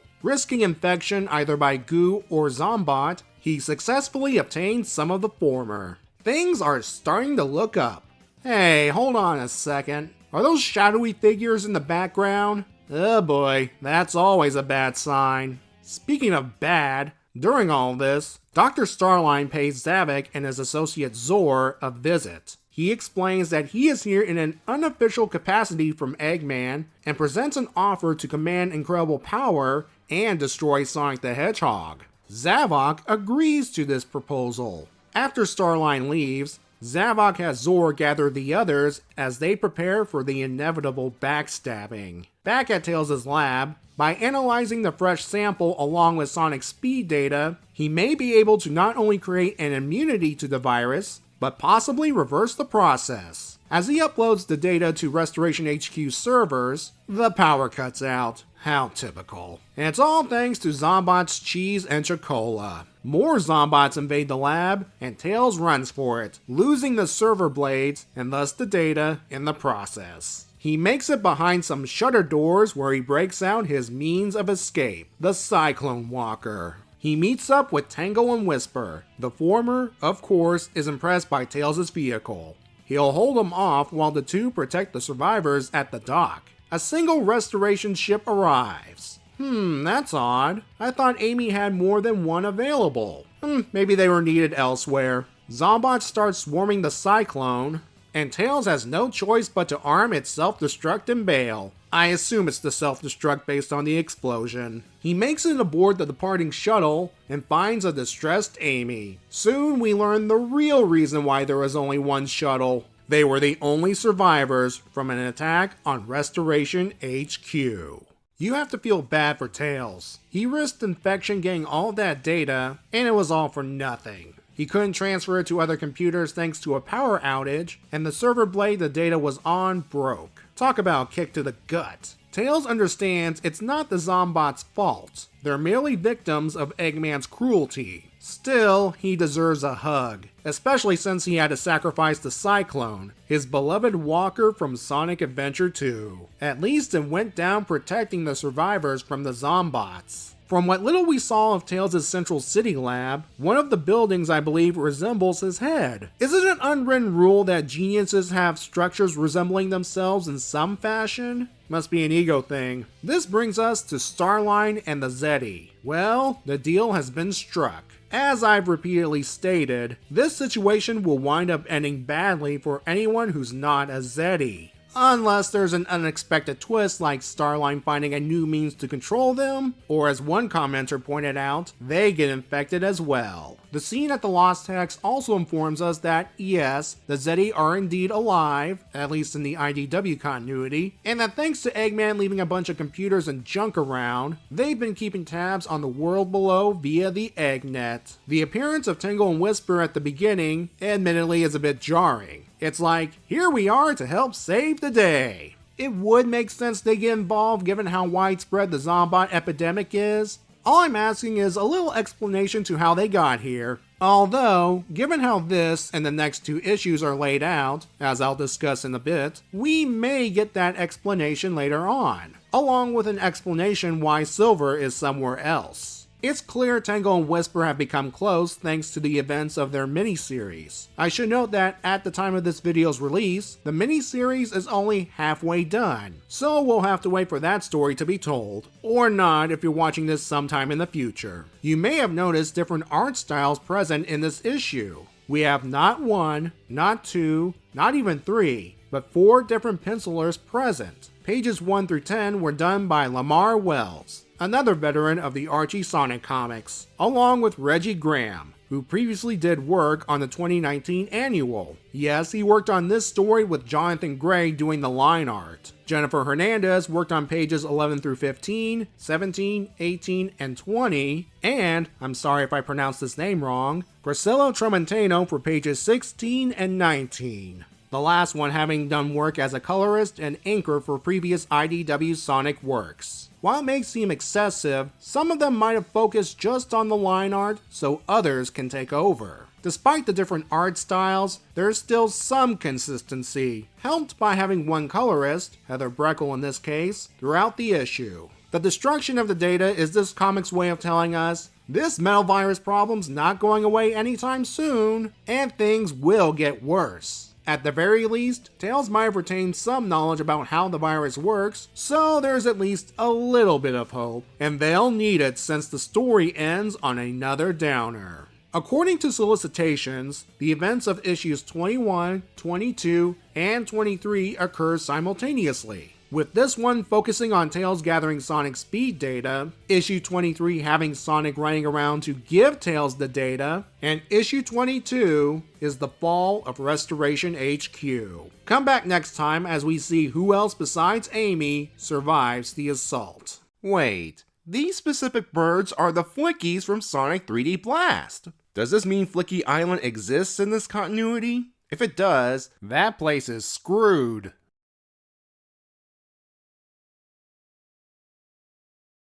Welcome to another issue of IDW Sonic the Hedgehog, and for the sake of convenience, I'll go ahead and place my spoiler warning here. This issue is the second of 3 stories that are happening simultaneously. So as we'll see the events of this issue unfold, at the same time last issue, Tangle and Whisper are fighting Zombots and rescuing civilians while Tails is working on a cure in his lab. As many people pointed out in the comments, Tails' lab is similar to the one in Sonic Battle. Yeah, my bad. Though this brings up an interesting point. Is this the same lab from Sonic Battle, moved from Emerald Town to Central City? Is Emerald Town a subdivision of Central City? Does Tails have multiple labs with the same design all over the world in this continuity? I mean, the events of Sonic Battle had to have happened because of the whole Emerald-Gemerald connection. Whatever the answer, my original point stands. Geniuses have big enough egos to build structures in their likenesses. Anyway, Tails was this close to finding and uploading the cure when Zombots attack and make him lose all that data. Next time, Tails, invest in USB jump drives. Tails, Tangle, Whisper, and the Central City survivors board the only restoration shuttle because the headquarters was lost. Now let's wind back the clock to see what exactly happened at Restoration HQ. We begin with an exhausted Amy looking over the Sonic Forces stage select screen. It's to let us know where everyone is at this moment. For example, Sonic, as he's gathering data for Tails, is running towards Barricade Town from issue 3, Vector and Espio are returning with some more survivors, and Rouge is MIA. Cream arrives to give Amy a much needed break. When asked how she's remaining positive throughout all of this, Cream has a very sound reason, very notable given her age. Her mother and the refugees are frightened with what's happening, and she decided to follow Cheese's example, by which I mean, be brave. She hopes to spread some positivity around the base, and she believes between Amy, Sonic, and the others, things will work out in the end. Amy gives Cream a heartwarming hug, meaning Cream's strategy is working. Before Amy can enjoy her Sonic snacks, Tails contacts her, and we get the Tails is working on the cure / prepping the shuttle scene from last time, but from Amy's point of view. Well, it actually happened off panel, but you get the idea. Afterwards, Cream leaves Amy to her work. She passes by the refugee area, which is getting crowded. Not helped thanks to the refugees Vector and Espio brought back. Speaking of, they, or rather Vector, gets into an argument with Gemerald over something else they brought with them. Zombot Charmy. He's inside a containment bubble, and Vector will look after him. But Gemerald still sees the Zombot as a threat, mainly to Cream, and demands he be removed. Cream heads down to defuse the situation, and for the moment, Gemerald lets the matter be. Among the refugees, one is talking to another wrapped in a blanket. When asked what's wrong, the blanketed one reveals, yeah, a Zombot's in the area and everyone's panicking. Gemerald gets Cream to safety. Good thing too, as Charmy's breaking through the containment bubble until, oh joy. SBO sounds the biohazard alarm and Amy orders an immediate evacuation. She helps General fight off a Zombot and orders him to get Omega's head to the shuttles. She'll find Cream for him. By now, the refugee holding area is covered with Zombots. That doesn't stop Amy from heading down to look for Cream. She finds her, witnessing her mother getting assimilated. Don't worry, Amy makes sure it doesn't happen to Cream. They make it to the launch area where only one pilot and a few refugees made it as well. Before the hangar doors close, Zombot Charmy flies through. To save everyone else, Vector grabs Charmy and sacrifices himself so the doors could close. The survivors waste no time and launch the shuttle. It arrives at Central City to pick up Tails, Tango, Whisper, and the survivors there. Learning that HQ is gone puts Tails in a worse rut, and the only hope for Data now is Sonic's device. Tango receives a message from Jewel, and something tells me it's not good. Let's check back in with the Zeddy plot. Last time, Starline made a deal with them to help with the Zombot situation. Now Zavok has gathered the others to take advantage of this problem. And that's it really, just a one-page update. In fact, this will be the only time I mention the Zeddy in this issue. Well, we now know how the base got overrun by Zombots. And it's on two fronts. The first one is one of the refugees Vector and Espio brought back. This is another cliche of zombie stories. One person gets infected, but covers it up so that they appear fine, until the symptoms manifest themselves in full force. I believe this was not intentional. As the victim said before transformation, he didn't want to be alone. He was afraid. Surrounded by unkillable monsters, I'd be afraid too. If Vector saw him like this, he'd probably isolate him like that lady back in issue 17. The one Charmy went back for, which got himself infected in the process. Which brings us to the second front. Vector and Espio had good intentions on capturing their lost friend, and had a containment unit ready for him. But they underestimated how strong Zombots are. Keep in mind, either one of these scenarios could have been prevented. I wouldn't call the characters idiots per se, they're just passionate. Although given the amount of refugees our heroes keep bringing back, eventually an infected person would slip through the cracks. I did enjoy Cream's talk with Amy about being brave, which was also set up for the latter diving into the herd of Zombots to rescue the former. We can add two more named characters to the list of victims. Poor Cream. Losing Cheese and Chocola was hard enough, but to lose her mother Vanilla? When this is over, she'll need therapy for the rest of her life. Vector's sacrifice. This is my opinion, but I think this is his way of atonement for bringing Charmy to base, making sure he's buying time for Amy's shuttle to get away from the Zombots. You have to also feel bad for Espio. He's lost his other teammate today, thanks to the first one. The ninja is really feeling the emotional stress here. The art for this issue is done by Priscilla Tramontano. Again, sorry if I messed up the name. Yeah, she was one of the artists who worked on the previous issue. For her solo outing, she doesn't do too bad of a job. I especially like this panel in the beginning. It shows Amy's burden and how this whole event is starting to wear on her. Good job! Well, I guess I was wrong. Tails didn't memorize the Kira data like I originally thought. Again, Tails, invest in USB jump drives. They will save you in the future. Their only chance for a cure now lies with Sonic's data device. So, what has Sonic been up to during all of this? Come back next time as we rewind the clock once more and look at the third and final simultaneous story. Hold on, that dialogue balloon. Big the Cat was among the survivors? Is he a victim now? Did he escape? What's going on here?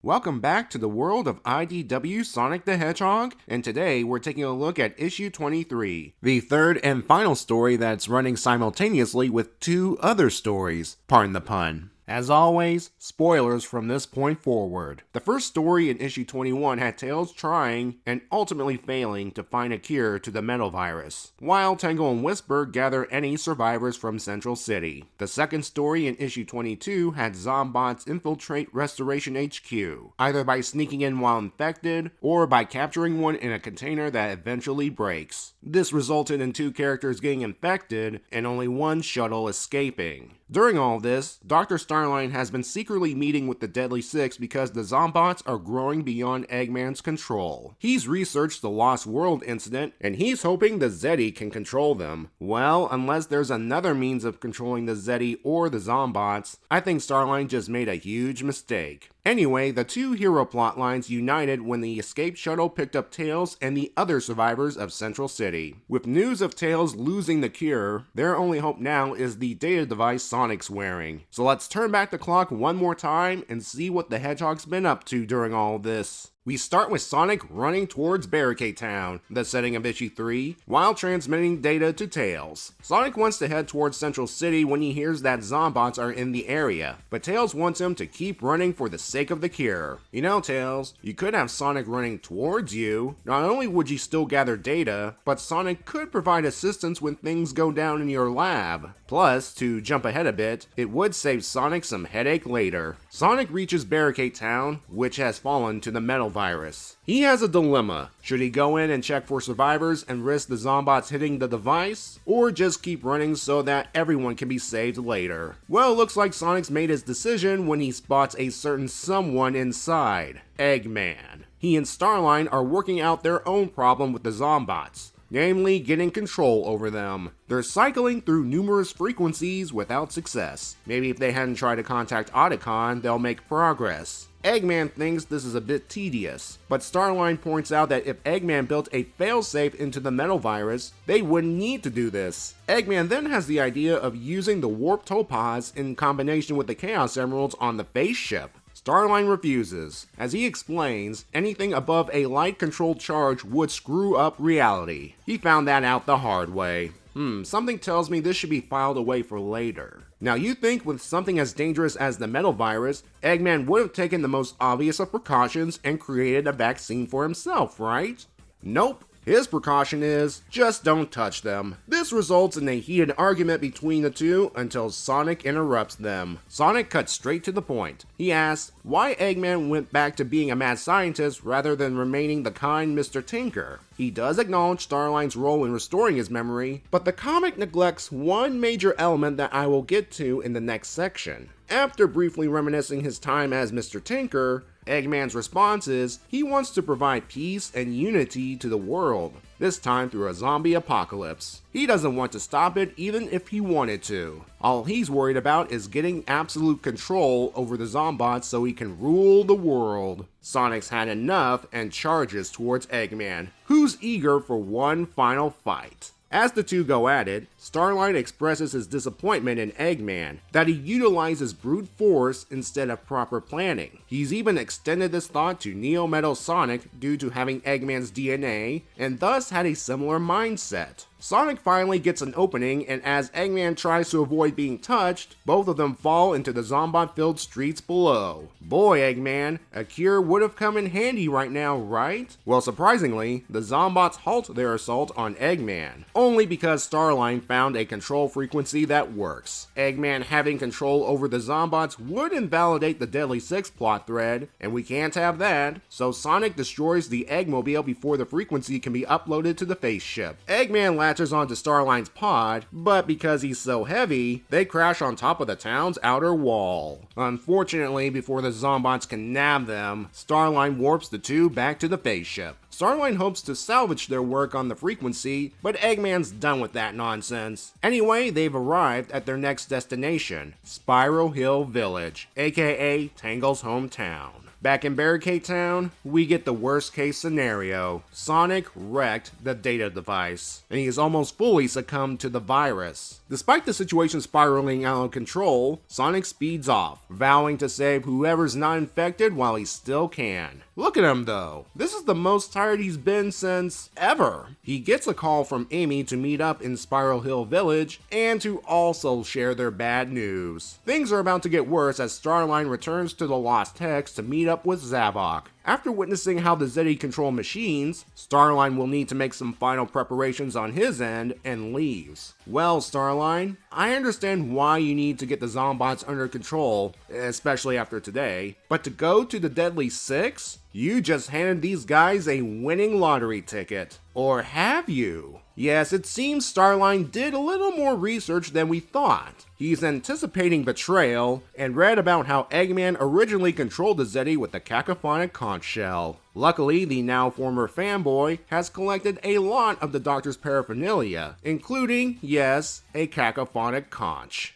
One of the main goals of this issue is to have Sonic and Eggman meet face to face once again. Oh, there have been times where the two were in the same general area, but Eggman was usually high above in his spaceship while Sonic was fighting Zombots. Now here we are, Sonic's actual first meeting with Eggman ever since he became Eggman again. I'm glad Sonic and Eggman addressed the Mr. Tinker situation, and I'm glad Sonic acknowledged Starline's role in this. There is one element the comic glosses over: Metal Sonic. Sure, Starline tried mind-screwing Eggman back to his old self, but after the procedure, he was still in Mr. Tinker mode. It's only the arrival of a damaged Metal Sonic that snapped Eggman back to normal, which wouldn't be possible if Sonic hadn't released Metal Sonic in the first place. To be fair, Sonic did not know releasing Metal Sonic would ultimately snowball into the current situation. But there was a missed opportunity here. All it would take is a minor dialogue change, like when Eggman's reminiscing about his time as Mr. Tinker, for him to bring this up to Sonic. He could say he enjoyed the time and wanted to keep doing it despite Starline's mind-screwing techniques. But then the appearance of the damaged Metal Sonic reminded him of his real self and embraced it. Sonic would have put 2 and 2 together, and he would feel even more guilty. I guess they didn't mention it because, in a way, Sonic is paying for letting Metal Sonic go. Plus, he was already feeling guilty for letting Eggman getting under his skin. He couldn't resist once again attacking Eggman in an Eggmobile, and as a result, all hopes for a cure are officially dashed. I will not apologize for that pun because Sonic should have known better. In true Sonic fashion, he will continue to fight with the odds stacked against him. However, I have a feeling that for one brief moment, Sonic was ready to give up, maybe punishing himself for royally screwing up. He would have fully succumbed if not for the front ends of his feet. Perhaps he should have transformed because, look at him. All of this constant running is not good for Sonic. At some point, his body will give out. Props to Jack Lawrence for this exhausted Sonic here. Also props to him and colorist Matt Herms for giving the issue a dark and gloomy look.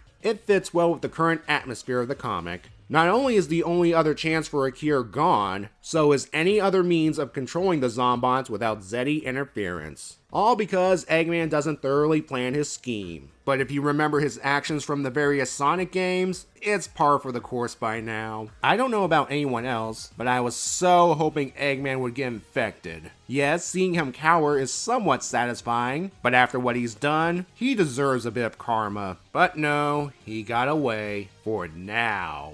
Moving on to Starline, whatever admiration he had for Eggman is now gone. Going back to what I said in issue 14, sometimes it's not a good idea to meet your heroes because one crafts an image of who a person is based on limited exposure, either through stories, observing some of their activities from afar, etc. When one meets their hero and they don't match what they imagine them to be, disappointment could ensue. Starline expected someone who's a brilliant strategist. Instead, he got someone who's just winging it. This is why he's hatching his own plan to get the Zombots under control using assets from a previous game. I'm not just talking about the Deadly Six, but the means Eggman controlled them last time. This could be another magic conch shell Starline found. With the Warp Topaz, it's possible to do quick searches. I mean, that's how he gathered the 7 Chaos Emeralds in the first place, I assume. Or it could be the same one Eggman lost. In Sonic Lost World, all Sonic did was kick the magic conch shell away, and we don't exactly know how durable it is. And before you say anything, I am not counting the crossover event Worlds Unite. That's a whole nother continuity. It seems Starline has the situation under control.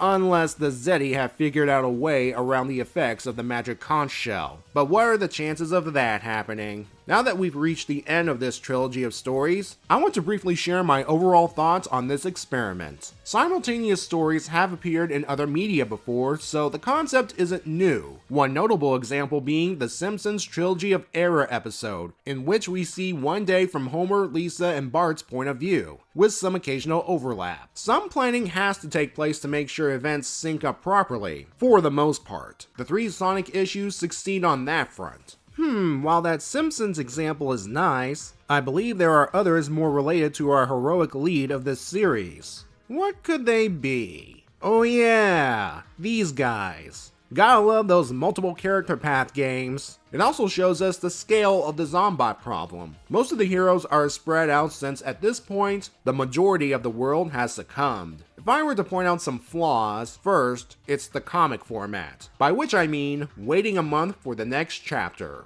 Ideally, there's nothing wrong with that. It gets the anticipation going. But when you factor unexpected delays, there's the problem. It's best to read this after all 3 parts are out, or later when they're collected in a graphic novel format. The second thing is that whole Cure arc. Maybe it's just me, but it's a shame nothing came from it. I was hoping for a little bit of hope, as the story is about to approach its darkest hour. Well, there are 7 multicolored emeralds around that may serve a purpose in the climax. Plus, again, why would Starline give details about the warp topaz if not for setting something up later? I could be wrong though, we'll have to see. With Spiral Hill Village being the next target, how will our heroes handle things this time? And will Starline's plan with the Deadly Six succeed? We'll find out in issue 24, which will mark the end of year 2 of IDW Sonic. See you then.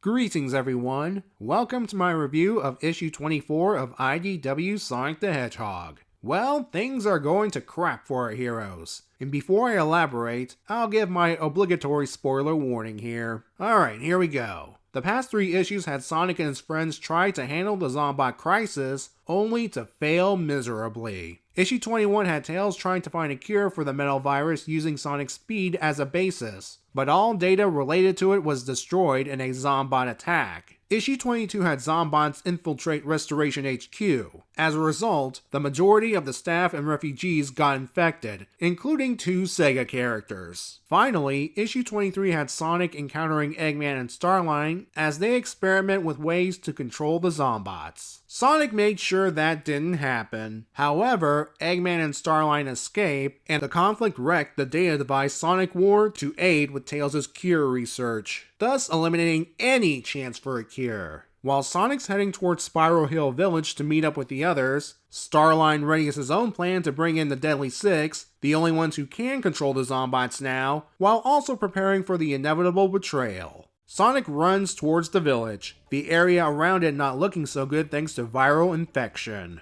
Inside, he sees Tails and Cream getting survivors out of there, and look at poor Cream. She's completely gone. Sonic comes to Espio's aid and asks why he's by himself. The ninja explains everyone else has their task. Amy and Gemeral are guarding the shuttle, Silver is still where he was in issue 21, i.e. Ice Paradise, and so forth. Vector's absence is brought up, and Espio explains how he shouldn't have let him bring Charmy back to base, and that he shifts the blame over to Sonic, saying he shouldn't have left Eggman in Windmill Village. Sonic still believes it was right at the time since he wasn't Eggman. Plus, there's that Starline element. Though again, the issue with Metal Sonic was not brought up. Like I said last time, that was the key moment that restored Eggman's memories, even though Sonic doesn't realize it. Espio believes even though Eggman wasn't Eggman at that point, he should have been dealt with, which could either mean imprisonment or killing him. Yeah.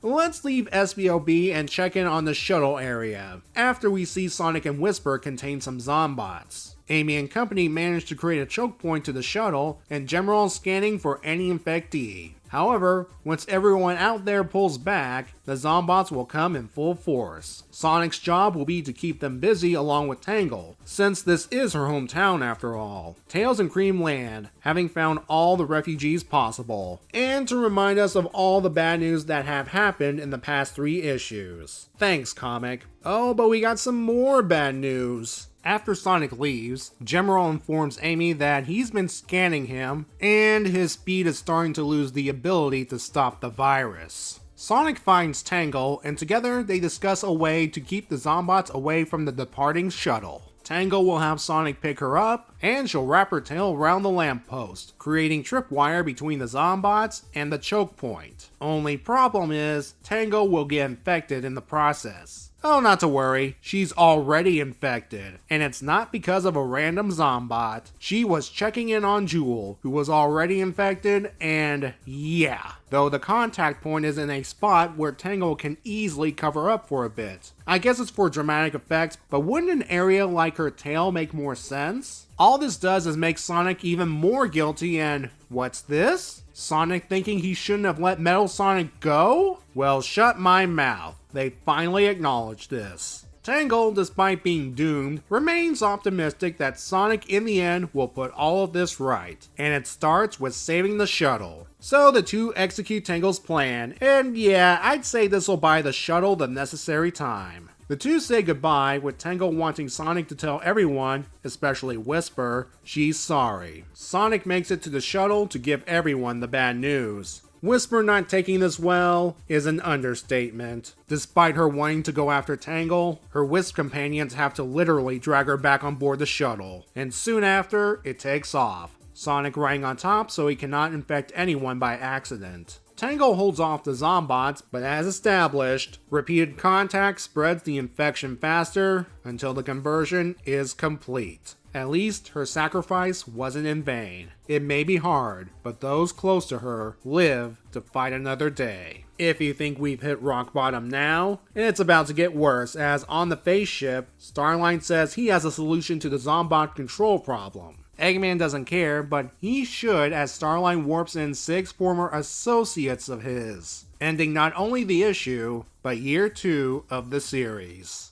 This Zombot situation has pushed our characters to their limits. Cream the Rabbit has officially checked out. Remember, this is the same girl who joined up with Sonic and friends multiple times, including facing a powered-up version of Metal Sonic and being briefly flung into a white space-time void. And yet, she still remained polite, chipper, and optimistic. Of course, all those times she had her child companion beside her, and a mother to go back to when this is all said and done. Now, after seeing her child companions and her mother transformed into monsters in such a short time span, it's too much for her. And if a recently released cover of issue 27 is to be believed, things are going to get worse for her. Espio, normally collected, is angry. Understandable, given that he's lost 2 teammates. Him believing he should have been more authoritative about events that could have prevented this are also understandable. Emotional grief can produce such thoughts. But here's where things get a little bit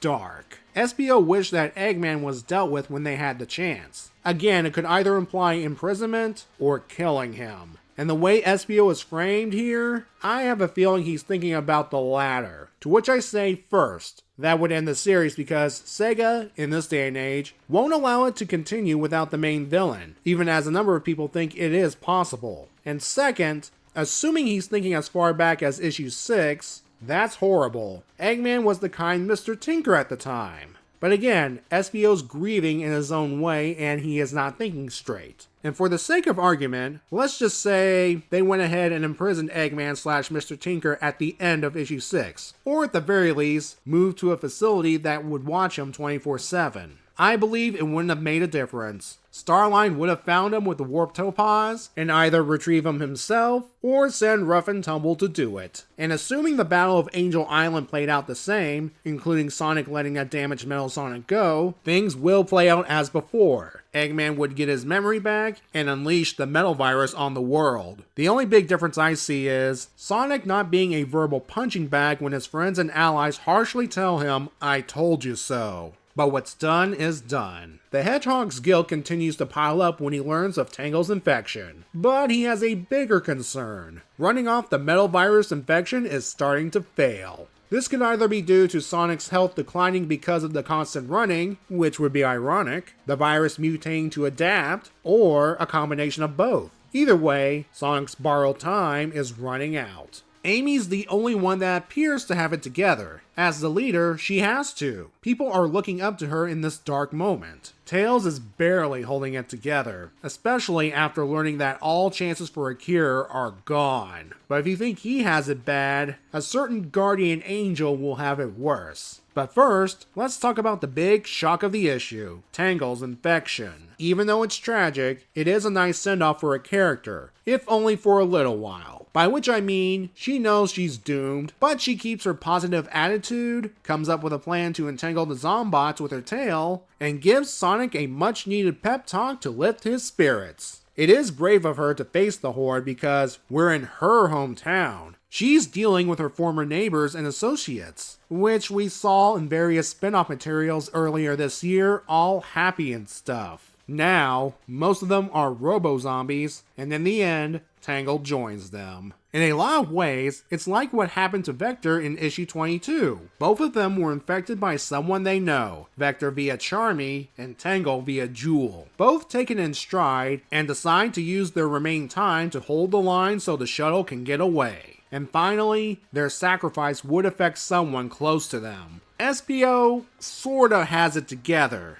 Whisper though? Oh boy. Out of everyone, she takes Tangle's sacrifice the hardest. If you've read the Tangle and Whisper miniseries, you'd understand why. But for those that didn't, that story revealed Whisper's tragic backstory of losing teammates she considered friends, a family perhaps, thanks to a traitor selling them out to Eggman. Tangle joined her to take down this traitor, and through it all, it's revealed that Whisper has grown fond of Tangle. So much so that when she tried sending her home, it's because she didn't want to lose another friend. It was one of the few times we saw her raise her voice. And now, we see what happens when she lost that friend. The one that helped her move on from her tragic past. Jeez. Why, comic? Why couldn't you let Whisper have a measure of peace? I'm afraid of what'll happen to her down the line. But for the moment, she needs a very big hug. This is a depressing way to end the year. So let's get a little more positive. Adam Bryce Thomas's art is a little more anime-esque than his previous work, especially with panels like this and this. I like it.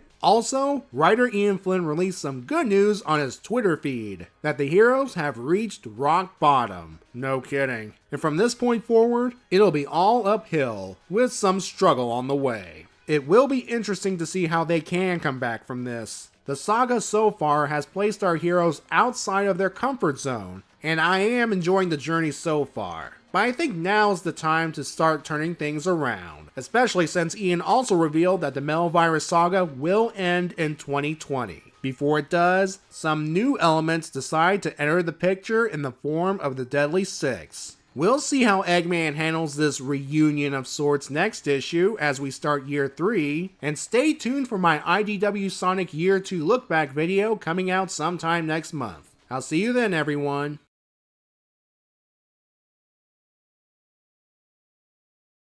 Welcome everyone to IDW Sonic issue 25 and the beginning of year 3. And it starts by continuing the plotline of year 2. Before we get into that, let's talk about the fact that we're at the 25th issue. For those that read the Archie Sonic comics, you might think, 25th issue, huh? Surely this is a milestone event, right? Well, from what I've read, IDW milestone events tend to be more around the 50s and 100s range. I could be wrong about this, though. One thing for sure is, like issue 13 which kicked off year 2, this issue has some additional pages. So if you're gonna buy this one, expect to pay a higher price. Anyway, before we go back to what happened during year 2, I'm warning you now, there will be spoilers from this point forward. Okay, here we go. Now I've made a video summing up the events of year 2, but if you do not want to spend about half an hour watching it, here's the short version. Dr. Eggman unleashed his newest weapon on the world, the Metal Virus. So named because any living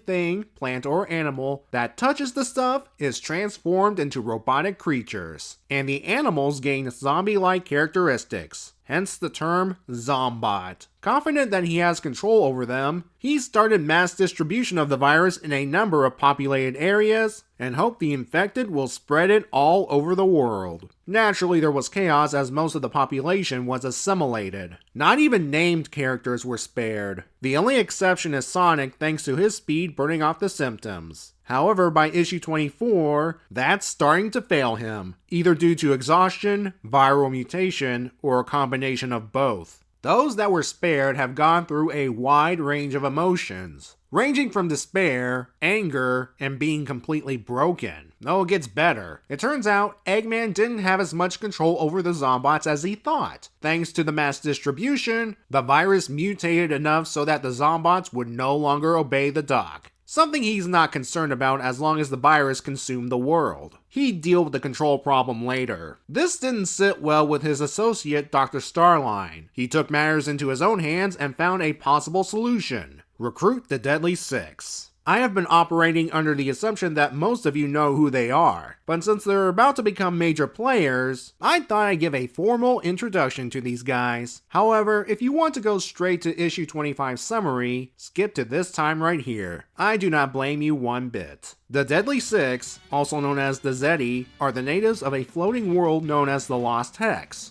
Eggman discovered the place and them through means the audience will never know. The Doctor, quote-unquote, employed them thanks to using a cacophonic conch shell. However, I think many of us would prefer to call it the magic conch shell. Again, we don't know how Eggman found all this out. Ancient tablets, perhaps? He lost control of the situation when Sonic booted the conch shell far away. Without that restraining bolt, the Zeti demonstrated partially why they are deadly. They have the ability to control machinery, including Eggman's robots. Another reason they're known as the Deadly Six is, individually, they have skill sets and devices they can use against their opponents. Let's briefly run down each member. First we have Zavik, the leader, Zaz, who's a bit crazy, Zomom, the big guy that loves to eat, Master Zik, the wise old sage, Xena, the only girl, and finally Zor, the, for lack of a better word, emo of the group. And I think I understand why some people don't like these guys. They're generic stereotypes.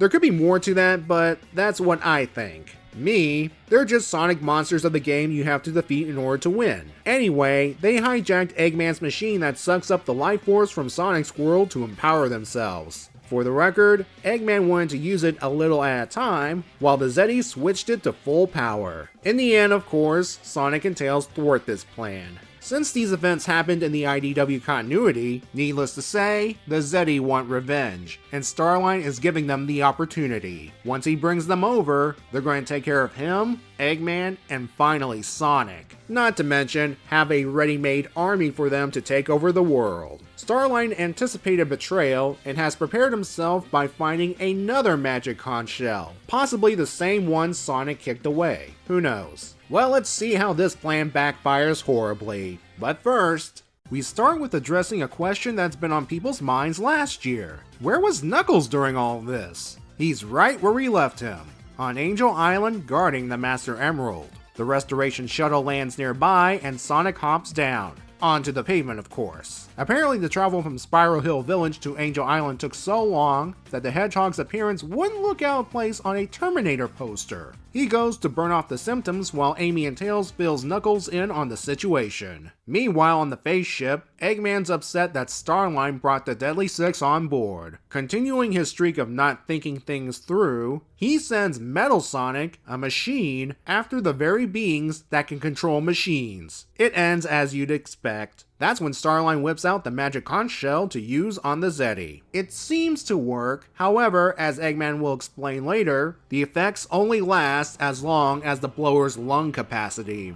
Unfortunately, Starline's not full of hot air like Eggman. As such, Zaz and Xena take advantage of this brief lull and snatch away the conch shell. With things going foobar, Starline warps away, with Eggman hitching a ride, and followed by a Zeti-controlled Metal Sonic. While they're denied a chance for revenge, they get a consolation prize in the form of the face ship, and more importantly, access to the 7 Chaos Emeralds. The Zeti use 6 of them to give themselves a power boost, which they'll need to control thousands of Zombots individually, while the 7th continues to power the face ship. Orbot and Cubot pledged their loyalty to the Zeti, but it's actually a trick as Orbot made contact with someone during that kerfluffle with the conch shell, namely Rouge the Bat, who snuck on board. Not a moment too soon as the emerald-powered Zeti split off to hunt down the remaining uninfected. So where did Eggman, Starline, and Metal Sonic end up? On Angel Island, right in front of the heroes. some very angry heroes. Sonic recognizes something's up since Eggman's lacking some offensive resources, besides Metal Sonic. Everyone learns about the Deadly Six's arrival around the same time Rouge makes contact. She fills everyone in on the situation with the Emerald-powered Zeddy and is working with Orbot to coordinate a counterattack. The subject of a cure comes up, and we learn why Eggman never came up with one. As the virus mutates, it becomes unsustainable, and eventually anything infected will disintegrate, including the Zombots. Don't worry, there's no immediate ticking clock in this case. Eggman estimated the effect will happen in roughly 2 centuries. And it turns out he was having doubts about this plan and was ready to leave the planet. Plus, and it's just me speculating, if Tails were to come up with a cure somehow, chances are the virus will mutate and the cure would be worthless. And going back to the whole disintegration thing, this would explain why there were no Zombots in the future Silver Saw, and why there were only patches of metal grass. Speaking of Silver, he's arrived a little worse for wear, and he's the lucky one. The shuttle that was at Ice Paradise got overrun by Zombots, and everyone but him was lost. While Eggman's discussing things with everyone inside the shuttle, a certain sniper outside has her sights on Eggman. Cream, who's holding Omega's head, tries to talk Whisper out of pulling the trigger, stating that everyone needs Eggman's help to try and fix this. It is a touching scene that shows that while in a state of despair herself, deep down, Cream still has a spark of hope.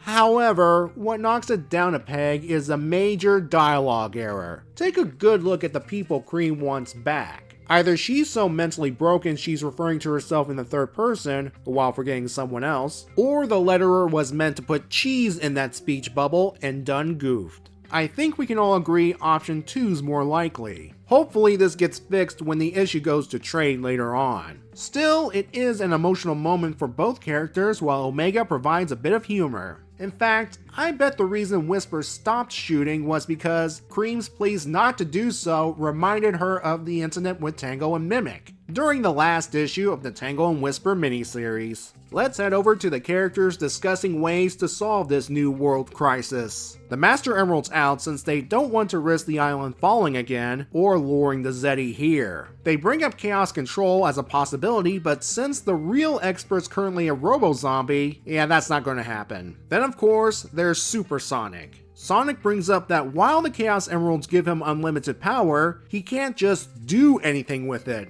besides hitting opponents at top speed. That's when Eggman fires off the Chekhov's gun established in issue 23. Use the reality warping capabilities of the Warp Topaz in conjunction with Super Sonic to warp away the Metal Virus all at once. 2 problems. First, the Deadly Six have the Chaos Emeralds, and second, Starline refuses. He says reckless use of the Warp Topaz with Super Sonic could risk altering the space-time continuum so badly the planet might collapse. That sounds familiar. Anyway, it is a risk Starline cannot afford, and he's preparing to leave. Only Eggman and Metal Sonic have other plans. They rip away the Warp Topaz and shove Starline through the closing portal, effectively ending his employment. The matter at hand now is taking those Chaos Emeralds away from the Zeddy. Since Rouge is aboard the face ship, she'll try to nab the 2 on board. That leaves the other 5. Despite being Emerald powered, our heroes believe working in groups might give them a chance. The only problem with that, and yes, I'm aware they're dealing with a lot of them lately, is the Zeddy are all networked via the face ship. If one gets the word out, the heroes are screwed. That means they have to hit each Zeddy simultaneously. While Eggman can jury-rig a multi-portal generator with the Warp Topaz and parts of the shuttle, they're a bit short-handed, and Sonic's in no shape to help without the Emeralds. Fortunately, or unfortunately, Amy knows who can help them.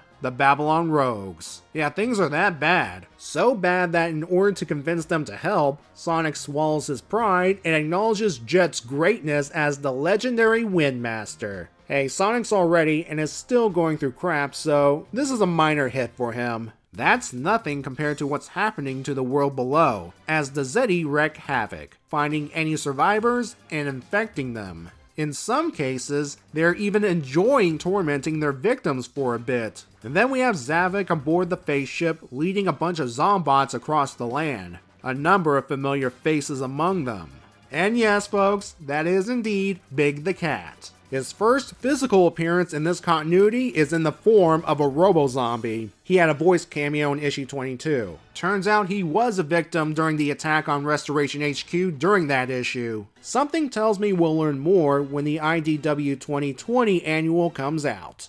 Well, Ian wasn't kidding when he said the heroes have reached their low point last issue and are now beginning their hard climb upward. Now it's the villain's turn, that is Eggman and Starline, for things to go really bad. And it's all because Starline wanted a quick solution to the Zombot control problem. It's ironic that with Starline's talk of preparations, there were factors he did not anticipate. I already mentioned the lung capacity thing. There's also the fact that Eggman was smart enough to put some distance between himself and the Zeti while Starline was surrounded by them. In fact, I think one of this issue's themes is how badly can we humiliate Starline. Not only did his plan to control the Zeti backfire, he had the warp topaz taken from him before being tossed away like garbage. Yeah, any idolization of Eggman he had left would have been destroyed here. You could argue it's also karma since he did play a major part in reviving Eggman, plus nearly blowing up Sonic and Silver in issue 14. Still though, you gotta feel a little bad for him. He did do something useful. Initiated the last story portion of the saga. I'm now fully convinced that the Metal Virus Saga is a modern Sonic game in comic form.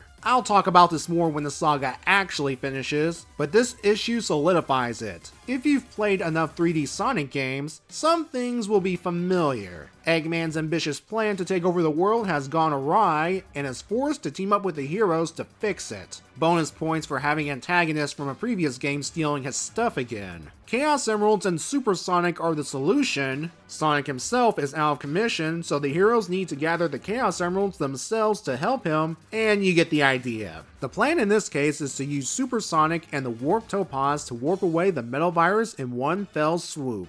Funny thing, when Eggman brought up the idea of using the Warp Topaz, no one suggested using it with the Master Emerald, or for that matter, using the Master Emerald to fix Sonic. I'm sure there are in-universe reasons for this, in addition to Knuckles saying no way, but it would be nice to actually see them in this issue. Also, it would speed up the climax and deny the characters a chance to fight the Deadly Six. And to be fair, I want to see how the Deadly Six get beaten this time. Before being tossed out of the story, Starline warns of the possibility that reality could be altered enough to put the world at risk. I hope we're not doing what the Archie Sonic series did. Let me explain. In the Archie series, Eggman invented a machine that, when powered by a Chaos Emerald, it created an effect called the Genesis Wave, a phenomenon that altered Sonic's world. While a 1 Emerald wave merely shifts things around, a 7 Emerald powered wave, or Super Genesis Wave, can completely alter reality.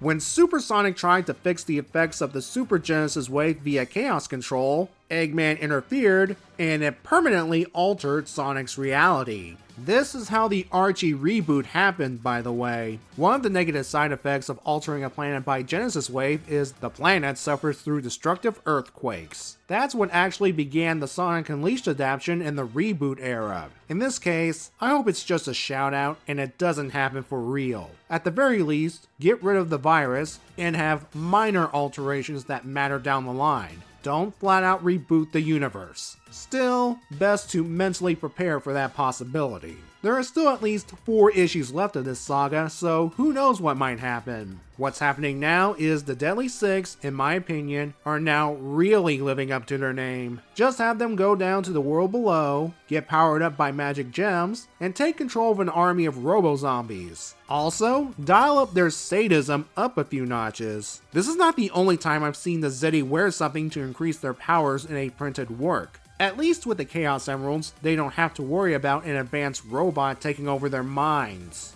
Everyone on the hero's side will have their work cut out for them. Adam Bryce Thomas is really going all in on the anime-esque panels. He is also fond of giving characters bruises in this issue, and I wouldn't be surprised if this panel of Whisper was inspired by that cry behind a mask meme. A sudden shift lives up to its name. Some characters are given a chance to breathe, while others are put into interesting situations. But it's clear now we are entering Endgame. So come back next time for the beginning of the end of the Metal Virus Saga.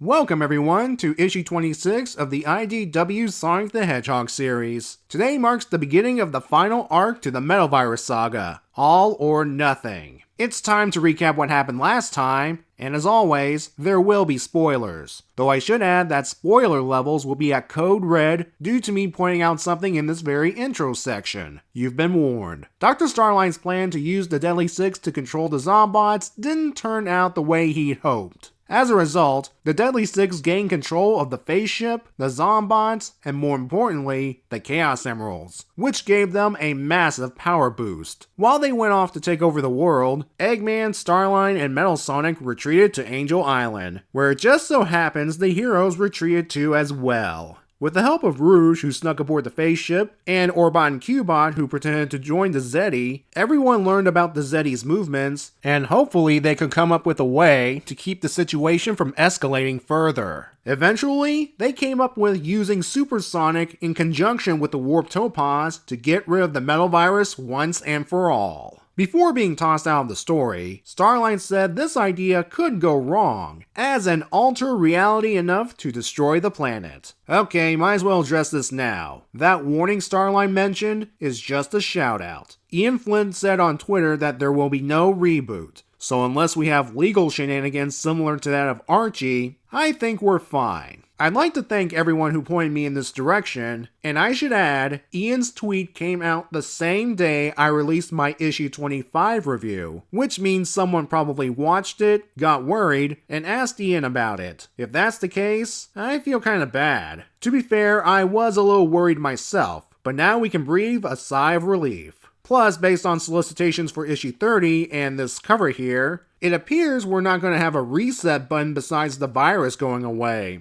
This is why I mentioned Code Red earlier. Back to the recap. In order to execute the Supersonic Warp Topaz plan, they'll need to steal the Chaos Emeralds from the Zeddy. To make sure they have sufficient numbers to get all of them at once, they enlisted the aid of the Babylon Rogues. Hopefully it'll be enough to stop the Zeddy and end the Metal Virus threat once and for all. We begin with Tails and Eggman finishing construction of the multi-portal generator. Just in time too, as Sonic's taking a break from running to give a briefing on each individual Zeddy and who will take on each of them. Tails and Amy will take on Zombomb, SPO will tackle Zaz solo, I'll explain why in a moment, Silver and Whisper will handle Zor, Gemerald will take a chance with Xena, hoping to catch her off guard due to her vainness, the Babylon Rogues will deal with Master Zik, and finally, Rouge herself will try and nab the 2 emeralds on the Face Ship. Somehow. Hold on, some of you are asking, what about Knuckles? Well, he was originally going to join SPO in dealing with Zaz, but he refuses. While you might be tempted to call him a moron, he's actually being smart. Eggman and Metal Sonic are staying on Angel Island, where the Master Emerald is. I don't need to explain any further. Also, to jump ahead a bit, if things don't go well for the heroes, Knuckles will make sure to keep an eye on the refugees. Anyway, as Sonic is running on the treadmill, he takes the time to call out Metal Sonic for rejoining Eggman.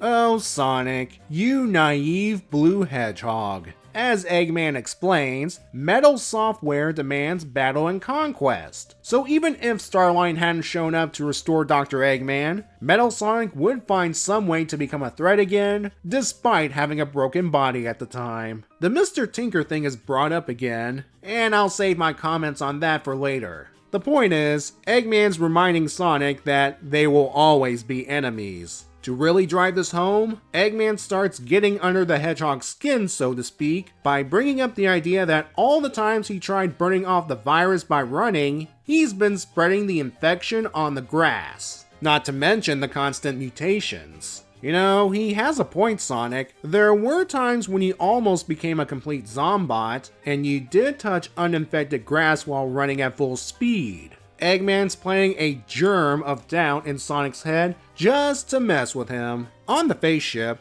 Zavok has Orbot searching for Eggman. While looking through various locations, including other planets, Angel Island pops up on the screen. Uh-oh. Before Orbot can give a long-winded explanation, Cubot informs Zavok of an alert from the Metal Virus production area, and he goes to check it out. Turns out Rouge rigged up the distraction to buy them some time. She has the twos send the Deadly Six coordinates to Amy's group so they can start their attack right away. And you, Rouge, you better come up with something soon because Zavik will not be distracted for long. So here we go. The designated groups head off to fight their respective Zeti. Some arrive ready to attack. Others have the situation not go exactly their way. For instance, before Gemerald enters his portal, Cream jumps in first. She wanted to help earlier, but Gemerald wanted her to be safe. Because of this, the element of surprise is gone, and Xena takes control of Gemerald. Also having a difficult time is Espio, who's spotted by Zaz despite being invisible, and the Babylon Rogues when Master Zeke take over their airboards. While Jet recovers his after knocking Master Zik around,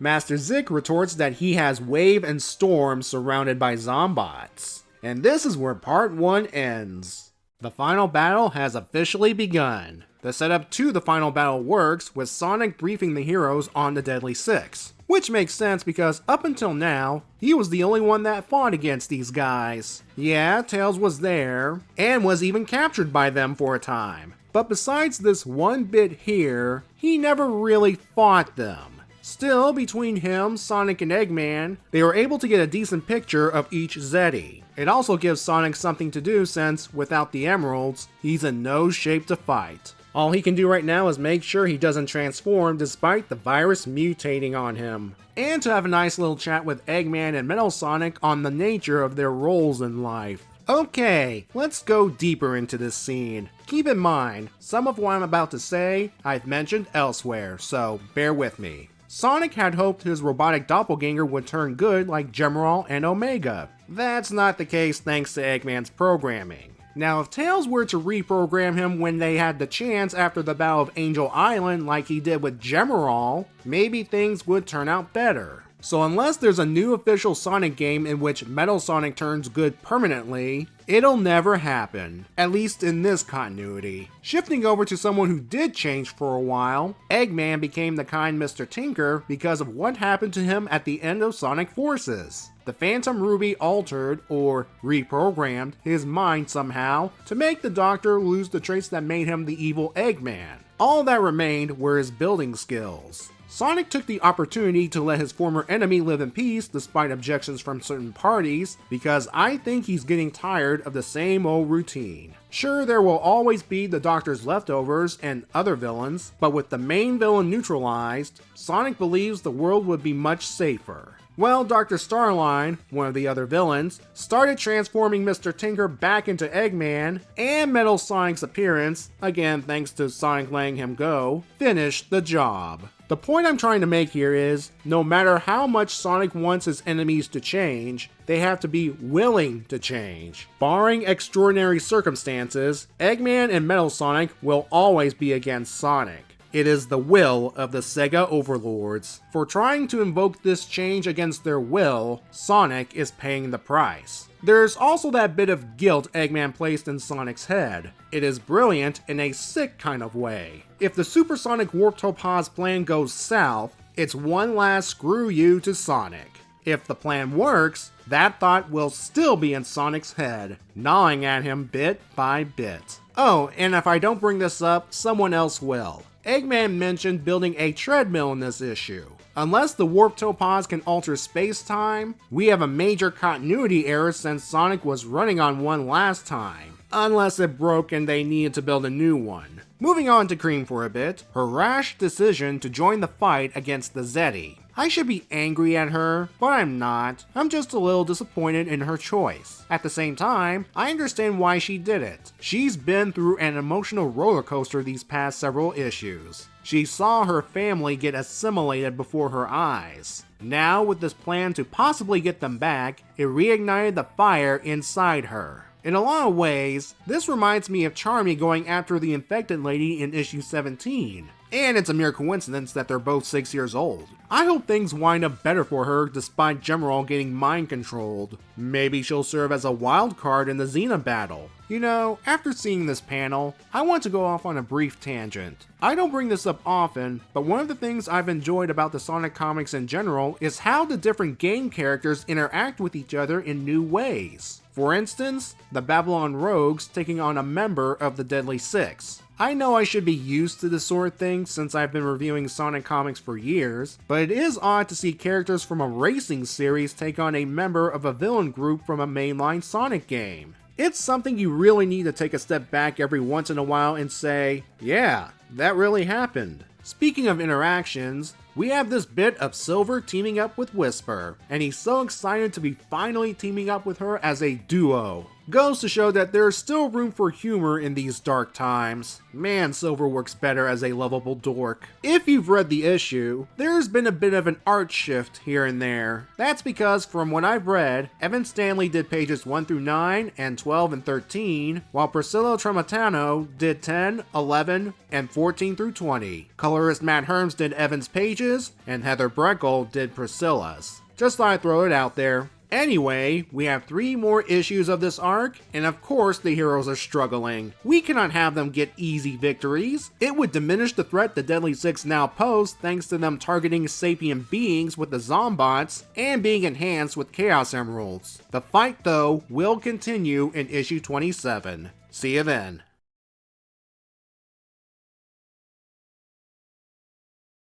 Welcome everyone to my review of IDW Sonic the Hedgehog issue 27 and the second part of All or Nothing, the final arc of the Metal, Agent / Zombot arc. Let's not waste any time and get to the recap, and spoilers from here on out. With the Deadly Six on the cusp of total victory, the heroes need to enact a plan to retrieve the Chaos Emeralds from them so Sonic can turn super and use the Warp Topaz to get rid of the Metal Agent once and for all. Once being assigned who will take on each Zeddy, the groups begin their attack. Some encounters started badly. For instance, Cream jumping into the portal against Gemerald's wishes, thus ruining any chance of a surprise attack against Xena. Others, like Tails and Amy, are just about to engage Zombomb. Good luck, guys.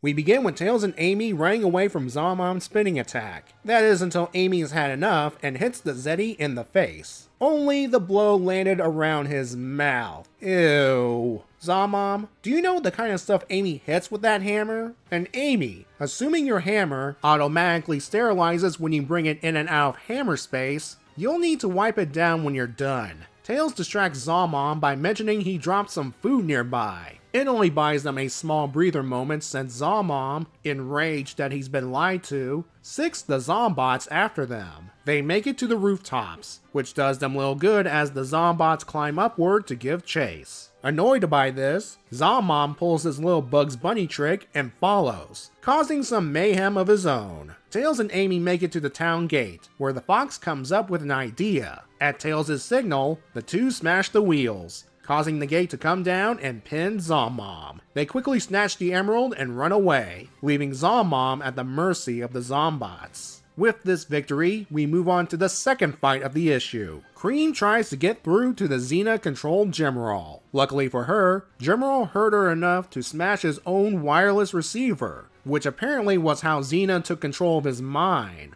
Okay. Despite Gemerald getting his mind back, Xena still uses his body to attack Cream. She spin dashes out of the way, and straight into Xena. Yes, Cream is done playing nice, and I don't blame her one bit. Xena's also no longer holding back. She tosses Gemerald into the herd of Zombots so they can pull an Omega on him. For bonus points, this fight takes place in Sunset City. This leaves Xena free to commit one of the mortal sins of the Sonic franchise: taunt and harass Cream. To drive this point home, she dangles her towards the Zombots like a carrot. I am starting to loathe this green Zeddy. Before tossing her in, Gemerald breaks free from the horde and shows Xena why he was a threat in Sonic Advance 3. However, Xena retaliates by showing why she was trouble in Sonic Lost World. Gemerald anticipated this and maneuvers around Xena so that the energy tethers trap her long enough for Cream to snatch the emerald.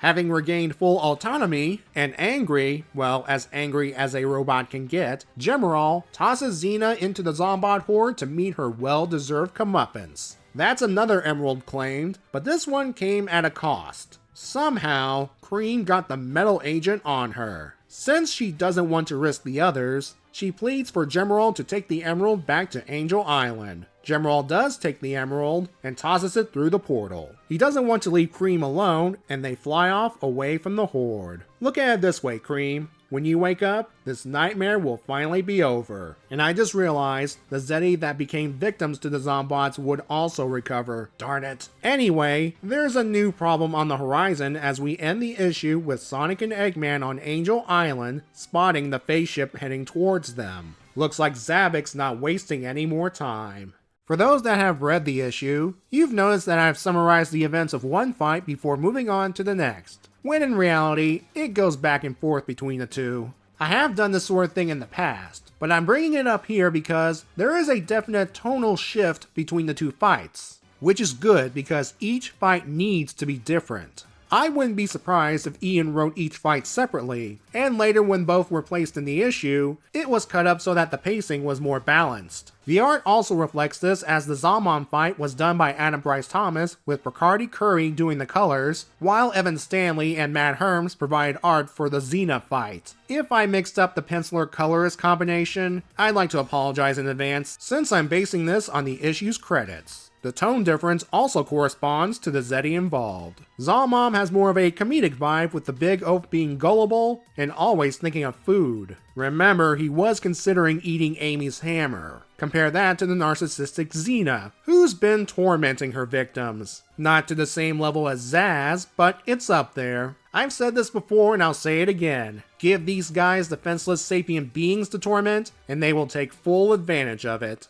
Even their defeats reflect the tone difference. Zombom's pinned to the gate, and the last thing we see are Zombots approaching him, while Xena is tossed into a Zombot pile, and we actually see the results. I still say she deserves it for what she did to Cream, but sometimes seeing the act and then cut away is a bit disturbing, as many forms of media can attest. One more thing I'll say about the Zombon fight is the way Tails utilizes continuity to defeat the Zeti, using the gate controls to his advantage. Though this time, instead of Batnik smashing against the gate, Zombom's pinned by one. The Xena fight sees the payoff of an ongoing character arc between Cream and Gemerald that started in issue 18, or arguably after Sonic Advance 3. It's actually analogous to the relationship between John Connor and the Terminator from T2 Judgment Day. If you haven't seen that film, go watch it. It's a great movie, and it will make what I'm about to say make a lot more sense. A robot that was once on the enemy side is reprogrammed to act as a heroic protector. The protectee can order the robot to do what they say. For example, making the robot not kill anyone. The protectee and the people they interact with helps the robot grow beyond their programming. Eventually, the robot develops feelings of a sort for the protectee, enough so that they don't want to see him get hurt. The robot is incapacitated by a threat, only for their heroic second wind to kick in and save the protectee. There's even a sacrifice to help save the world, though instead of the robot lowering himself into molten steel while giving a thumbs up, it's the scared young rabbit that makes contact with the transforming agent, which resembles liquid metal.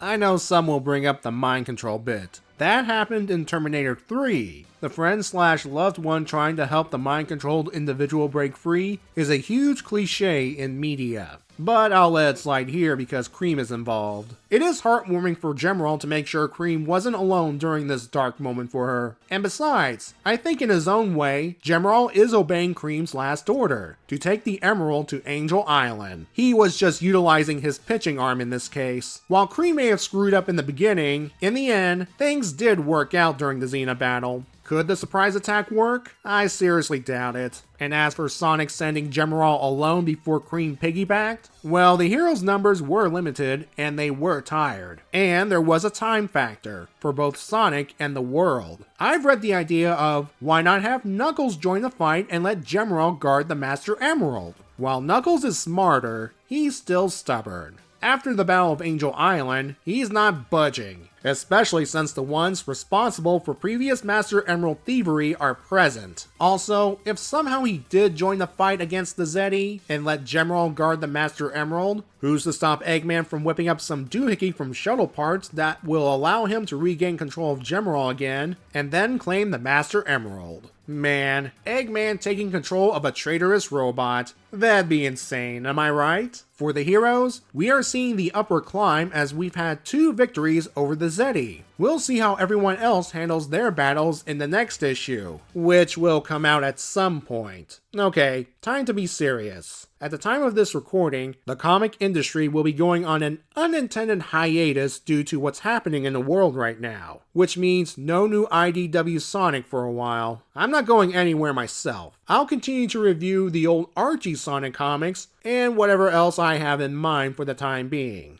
When the IDW series resumes down the line, I will continue where I left off, unless anything else unexpected happens, but we'll see. If you're watching this video sometime after things have calmed down, what I just said might have been awkward and dated. But in all seriousness, everyone, we are in uncertain times. Try to be calm, use common sense, be careful, and hopefully we can make it through this. I'll see you guys around and take care.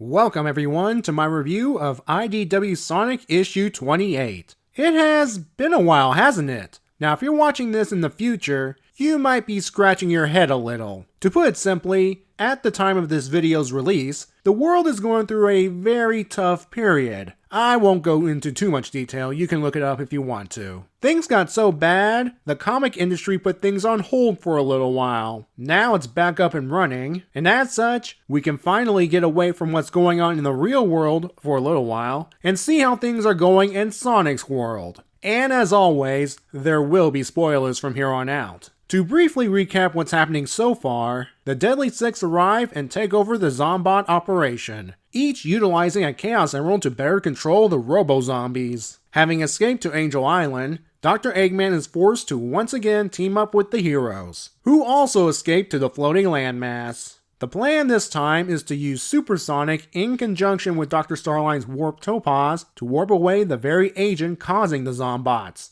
thus returning every living thing back to normal. After tossing Starline out of the story, Eggman and Tails use the Warp Topaz to build a multi-portal generator. The reason is, Rouge snuck aboard the face ship and is working with Orbot and Cubot to pinpoint the location of each Zeti, as well as take the emeralds from Zavok and the face ship. Since the Zeti are networked, if one Zeti is attacked, the rest will know. Hence the group splitting up into teams to hit them all at once. So far, Team Tails and Amy and Team Cream and Gemerald got Zomom's and Xena's Emerald respectively. Unfortunately, it was a bittersweet victory on Cream's end. Everyone better hurry up, not just for Cream's sake, but for the rest of the world as Zavok approaches Angel Island. I did say this was a brief recap, right? Now let it slide since it's been a while. Alright, let's do this. We start with the Silver Whisper team taking on Zor. Well, Silver's the one directly fighting the Zeti and his shadow clones, while Whisper's hidden nearby preparing her attack.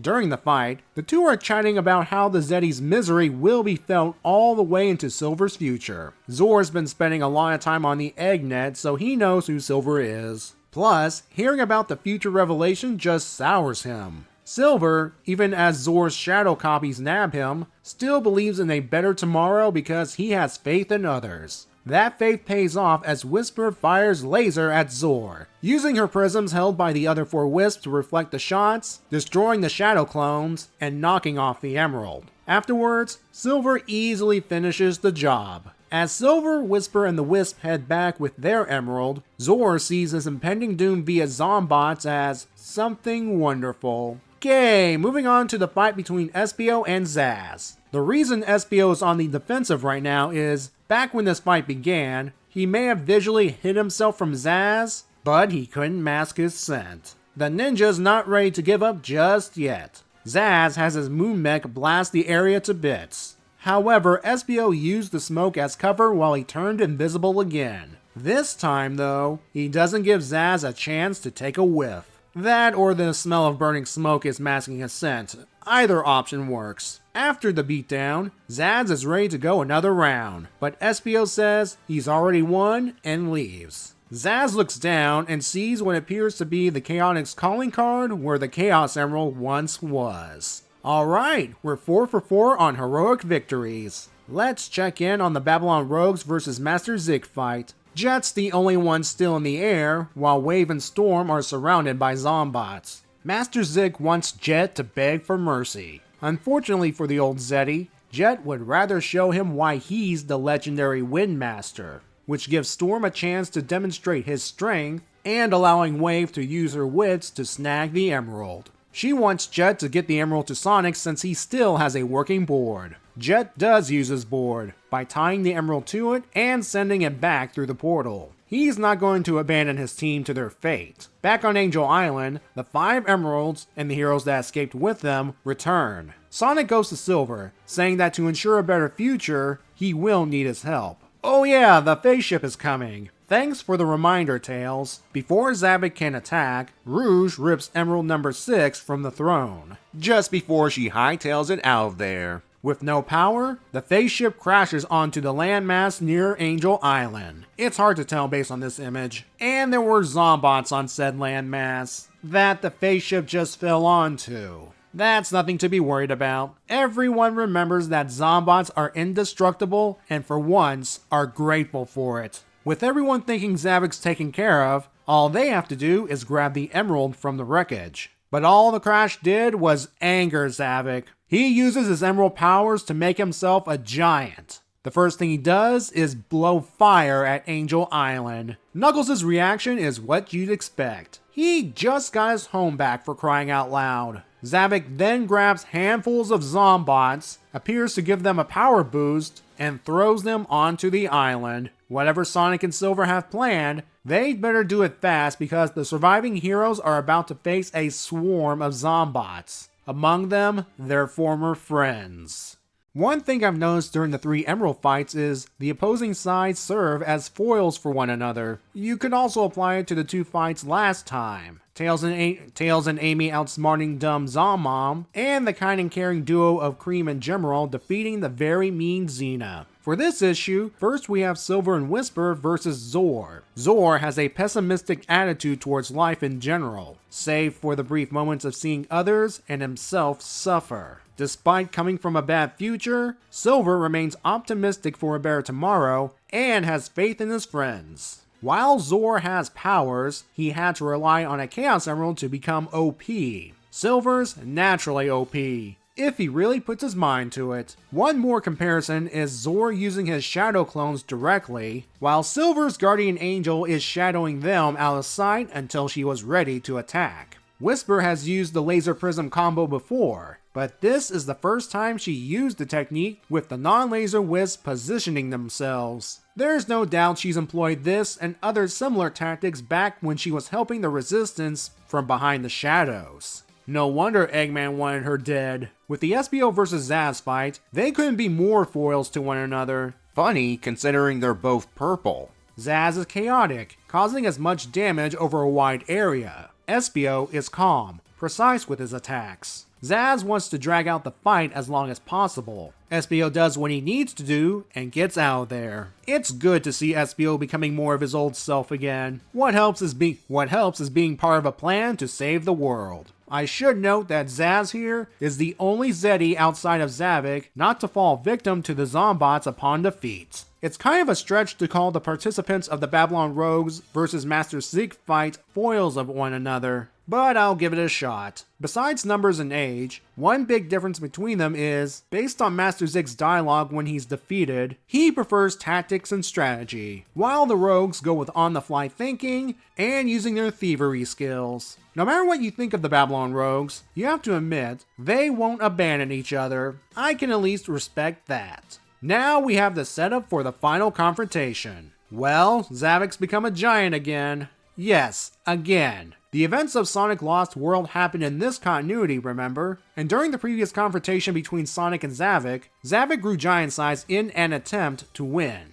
He called it his full strength. But even that, along with a power boost from the main world's life force, was not enough to defeat Sonic. This time, Zavok's getting a power boost from the more powerful Chaos Emerald, due to his body sporting visible veins. I wonder whose idea that was to have Zavok look like this. The fire spitting, for those unaware, has always been a part of his skill set. I like that Sonic and Silver are going to work together to finish their world-saving plan. Silver in general is ready to do what Sonic tells him to do, tying it back to earlier about Silver having faith in others. The one issue I have with this is based on what Sonic says right here. He's assuming they tried the Chaos Emerald Warp Topaz plan minus Silver and failed. And he believes Silver being here now will make the difference.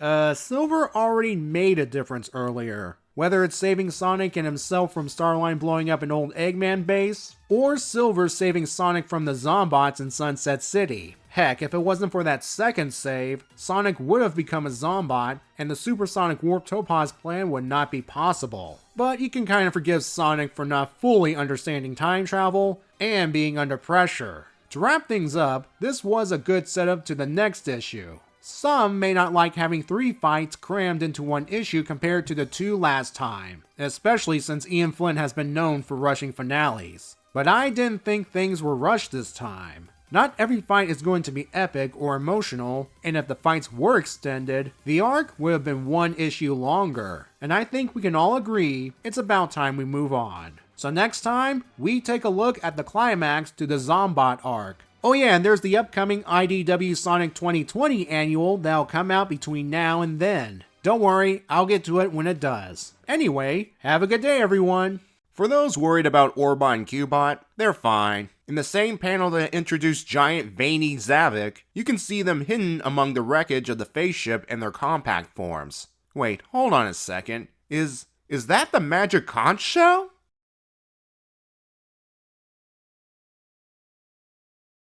Welcome everyone to the IDW Sonic 2020 Annual, a special where multiple individual stories can be told, and utilizing talent not normally seen in the main book. While there are some familiar people in this book, I'll talk a little bit about the newbies when I get to their stories. Unlike last year's annual, this one is centered around a theme, that being, you know, as much as I like this cover, it doesn't really capture what's inside the page, so there. Yeah, it looks darker, but it's also more appropriate. That's because each of the 6, yes, we're doing 6 this year, tales features that nasty metal agent that transforms animals and plants into robotic zombies that threaten the world. I should note that this was supposed to come out earlier this year, but due to real-world things happening, it was delayed. I've gone into a little more detail about it in my issue 28 review. But needless to say, it was justified this time. Anyway, back to the annual. What you should be aware going into this is there are stories featuring characters and situations that lead into certain points in the main book. As such, spoilers are on high alert for this one. Also, like the previous annual, I will separate each section by story and combining the summary and general thought sections into one, which is especially helpful for story number 1. With that, let's get started.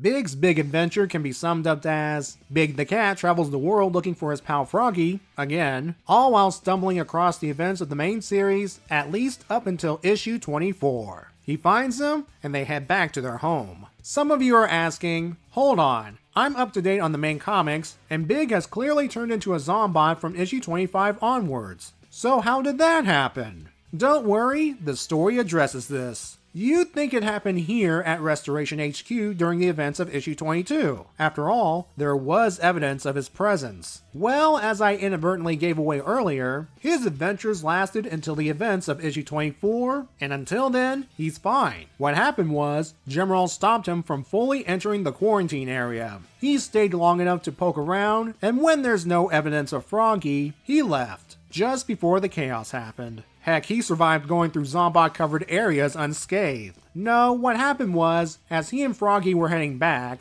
they were attacked by Zombots. Big used his fishing line to tie them up, and once again, avoided contact. Froggy, though, hopped on one of them. Big didn't notice that his buddy transformed into a Zombot when they got home, or that he was changing into one by touching him. It wouldn't matter as the liquid metal goo was consuming the entire area. I doubt Froggy did all of that by himself. Or perhaps he did, and it spread between sunset at the beginning and nightfall at the end, and Big did not notice. From what I've heard on the interwebs, Ian got this story idea from Sonic Adventure 2. Namely how Big pops up at random parts of a level while a playable character does their thing. If you're curious about where Big pops up in the levels, I'd recommend watching A+ Start's video on the subject. The same idea applies to this story. While Big has been searching for Froggy all over the world, in the background are some familiar comic events, like Sonic and Shadow fighting over Mr. Tinker, Whisper and her Wisp buddies curiously observing him during the events of issue 8, or him falling off Angel Island into the water just before Knuckles reinserts the Master Emerald. It's actually a good thing Ian did this first story, as he needed to figure out ways to do the Big the Cat cameo while keeping the timeline consistent, for the most part. After falling off Angel Island, he witnessed Dr. Starline freeing Rough and Tumble, Sonic and Silver facing Starline and Metal Sonic, and Sonic and Tails fighting the Skunk Brothers at Windmill Village, in that order. Now this tale is told from Big's point of view, and he could be telling events out of order. It happens. Jonathan Gray does the art, which works for the silly tone this story's going for, right up until the Zombots start popping up, and then it becomes kinda creepy. I also like to credit Reggie Graham for the coloring, especially hiding the reveal that Big and Froggy were infected at the beginning of the story. A nice touch is the panel divides. Starting from where Big spotted Zombot Rough and Tumble down the hole, they started taking on an infected appearance, gradually heading up until the end of the story. A couple final things before we move on. As always, there are shoutouts to the games, whether they're lyrics from a song, or an ending with unfortunate implications. And finally, most puzzling of all, why did Froggy run away this time? There is no partial possession by Chaos, or a kidnapping by Neo Metal Sonic. Was he briefly angry at Big? Was this an extreme game of hide and seek? We may never know.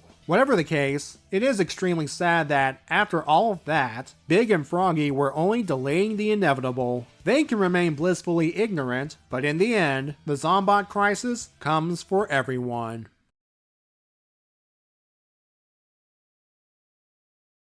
Our second story takes place before the events of issue 19. At a radio station just outside Sunset City, evening DJ Night the Owl, seriously, begins his broadcast. His disgruntled night shift co-worker, Don the Rooster, wow, we're really doing this, Evan, is complaining about his custodial duties. Knight optimistically tells him that he's providing a vital service like he is while on the air. The first call comes in, and the caller says that she's being followed by some scary looking people with shiny metal looking skin. She didn't know who to call since the police won't answer.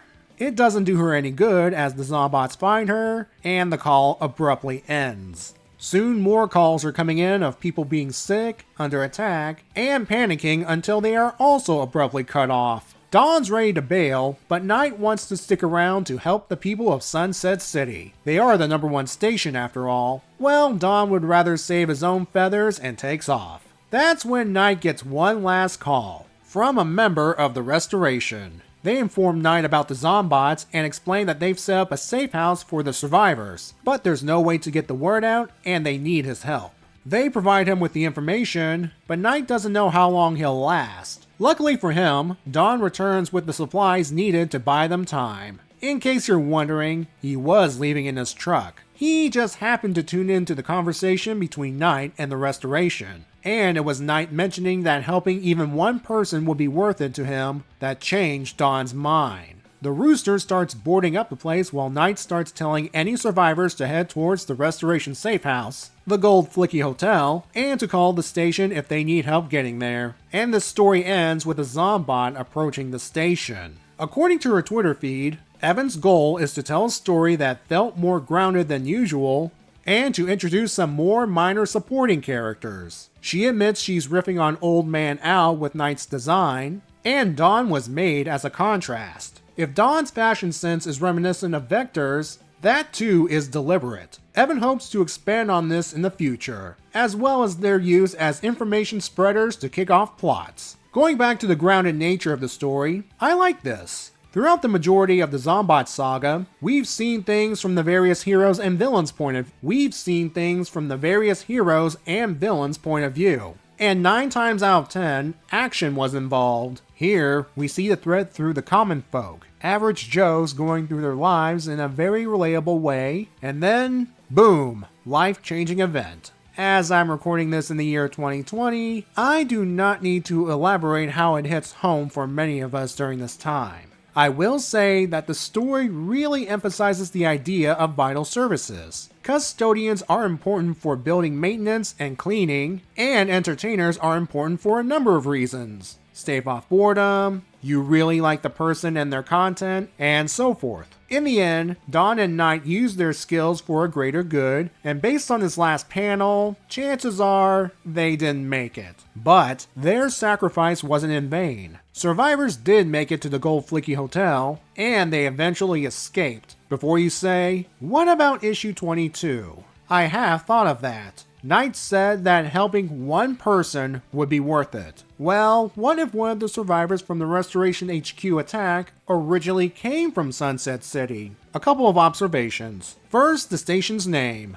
I know call sign letters can be random at times, but I think what Evan was going for with TBR is to be read. And the number 199.2? I believe that's referencing the year 16-bit Sonic 2 came out, and the year the Hedgehog's popularity really took off. Best I got. Also, Crush 40 exists in this continuity. I can imagine them writing their songs based on Sonic and Friends adventures after said adventures happen in universe. Plus, what type of animals would each member be? All in all, this story shows that in tough times, one doesn't need to have powers to be heroes. You do matter, and sometimes you have the ability to do the right thing underneath a jerkish behavior.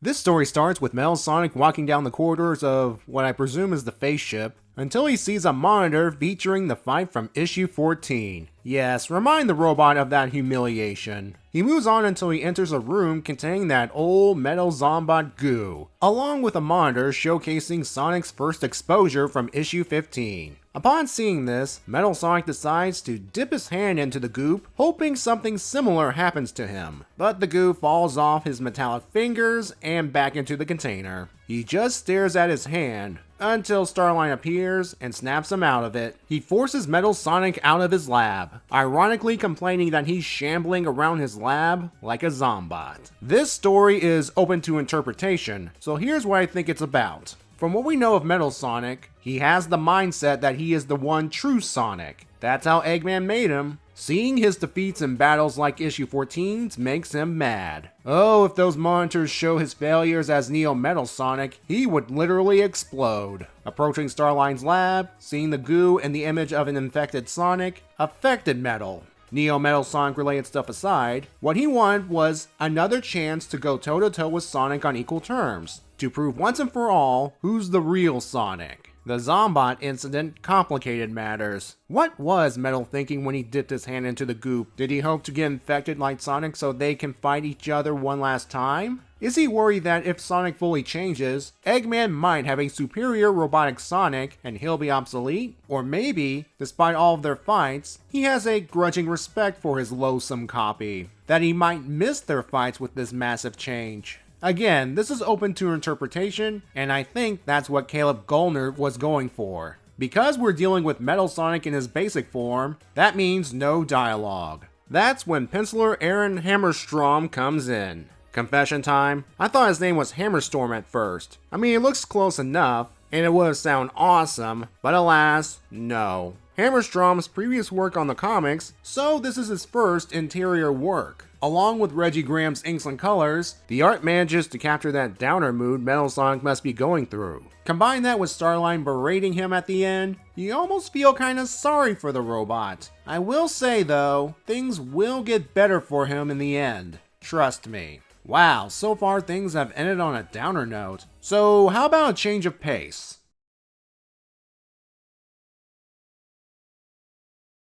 Starline's admiring Eggman's genius through various portals until he catches the Doctor himself seemingly in trouble. He rushes to help, but all it does was cause the two of them to crash into some boxes. Oh, and the trouble Eggman was having? Finding a light switch. Yep, we've all been there. Since Starline's here, Eggman reveals his egg cave. His home away from home where he spends his days off working on personal projects. Most notably, toy robots. He finds it relaxing to piece them together, and then uses them to plan scenarios. Just admit it, you build toys so you can play with them, Eggman. He has other figurines besides himself and Sonic. There's a robotic Tails, a robotic Espio, and a robotic Starline, which makes the real Starline understandably uneasy. With that, Eggman kicks Starline out of the egg cave and tells him to get back to work, while Eggman himself gets back to his day off. This has the least connection with the Zombot saga, besides Starline observing them in the beginning. I suppose the time frame is important. Based on Starline still being an Eggman fanboy, I'd place this between issues 16 and 18.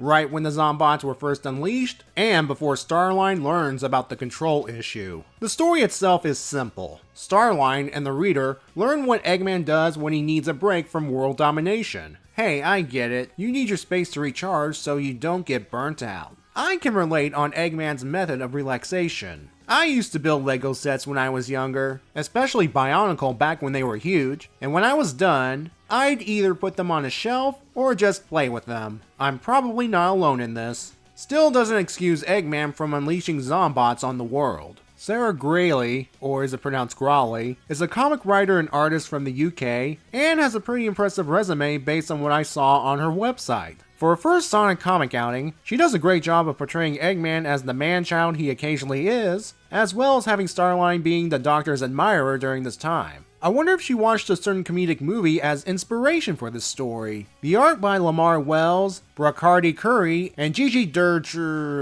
Gigi does a good job of showcasing the lived-in nature of the egg cave. It's unkempt, there are displays of old badniks like vintage collectibles, and a series of toys proudly displayed on the shelves. I admit, I like the design of the robot toys. I kinda wanna buy some to put on my shelf. So where is the egg cave? On the face ship? If that's the case, and spoilers for issue 28, it's likely destroyed along with the face ship. But based on the dialogue, the egg cave is probably at some out-of-the-way location so no one can find it on purpose. Starline only found it because he was spying on his idol. Well, that's creepy. Now, considering the plot of an upcoming miniseries has Starline gathering a bunch of villains to take over an Eggman base, I would not be surprised if it's the egg cave. Seeing Eggman with those toy robots, I wonder if his day-off hobby of building them helped shape his Mr. Tinker personality. Oh man, I'm getting sad again. Next story, please.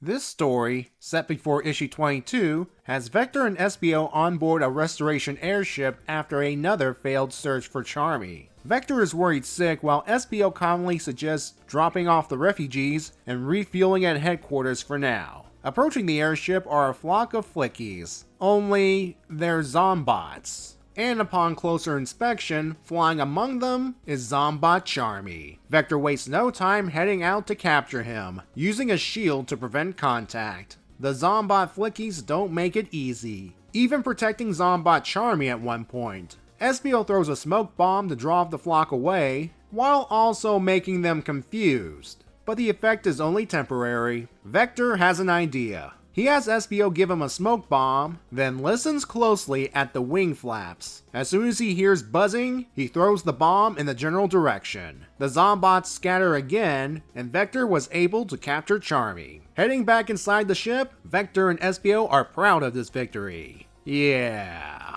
This marks the debut of comic writer Sam, or Samantha, King. I tried looking up what she's done beforehand, and the results I got include someone who's a singer and songwriter, and an author of psychological suspense novels. So yeah, I believe this Sam hasn't done any professional writing until the 2020 annual. Unless there's an obscure work out there I haven't found. She had the job of answering one of the questions throughout this saga. How did the Chaotix capture Zombot Charmy? And she succeeded. Vector and SPL are in top form here, using their skills to their advantage and trusting each other. I understand Vector's recklessness in getting Charmy back. The events of issue 17 really affected the team, and he wants to make things right. While SPL supports finding Charmy, as always, he takes the approach from a logical perspective. We're introduced to a concept not seen before. At least, that's how I got it. Zombot hierarchy. Throughout the saga, we've seen Zombot animals and Zombot people, but not Zombot animals and people together. Here it seems that Zombot Charmy is in command of the Zombot Flickies. The Flickies themselves acting insect-like, swarming the heroes and protecting their bee leader. Oh my goodness, this just came to me. Is this a small nod to the Archie comics? For those who don't know, in pre-reboot Archie Sonic, Charmy was a prince. I'm not kidding.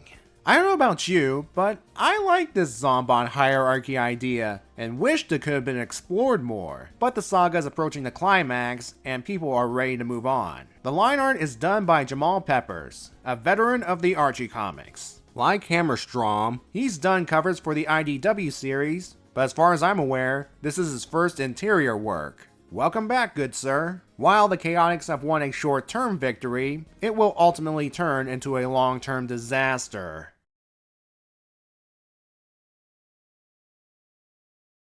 Our final story begins with the Sonic Fan Club president, hey, remember him from the previous annual? Going around Spiral Hill Village looking for Tangle. Jewel, knowing who he is thanks to Tangle, lets him know that she is off with Sonic dealing with the Zombot crisis. That's unfortunate because the reason the president's in a panic, the club was having a meeting out in the farms when, according to him, a big ship arrived and started spewing goo. Oh dear.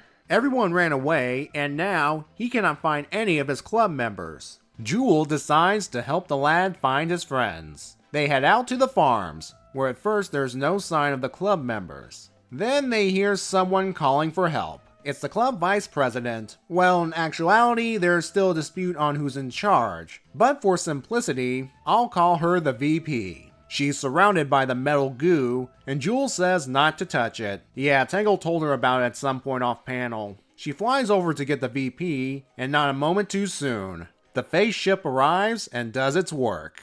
She grabs their hands and takes flight, using her wings to give them a speed boost. She must have had Red Bull that day. On their way back to town, we find out what happened to the remaining club members. They make it back, but Jewel discovers metal goo on her hands. Yep, the kids touched it. The VP touched it before the two arrived at the farms, and was covering it up. And the president, even after Jewel said don't touch it, he just couldn't help himself.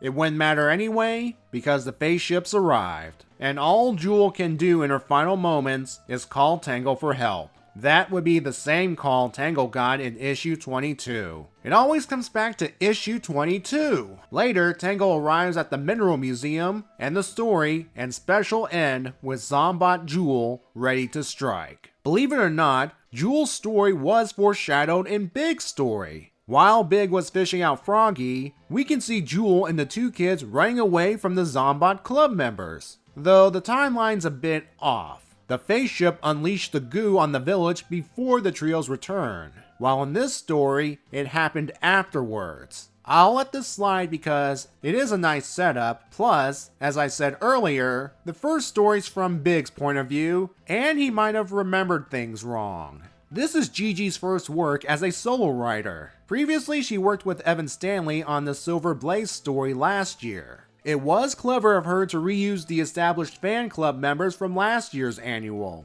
She could have created new characters whole cloth for Jewel to interact with, but instead, utilized established continuity. I approve. On a quick note, I do find it interesting that Tangle told Jewel about her encounter with the fan club, but neglected to mention a few embarrassing details. I don't blame her. We're reminded that Jewel went on adventures with Tangle in their youth. It's that, when it comes to stuff like the Babylon Rogues and the Zombots, she knows that stuff is out of her league. The story marks the penciling debut of Abigail Bulmer, or rather the interior debut. Like Hammerstrom and Peppers, she started with the covers. Her previous works include some illustrations and a series called Claire Justice Ninja. And on this story, we got another home run. I wouldn't mind all of the new talent working on the main book at some point, or any other IDW Sonic projects. All I can say about this story is, like the Chaotix one, it shows events leading up to what happened in the main series,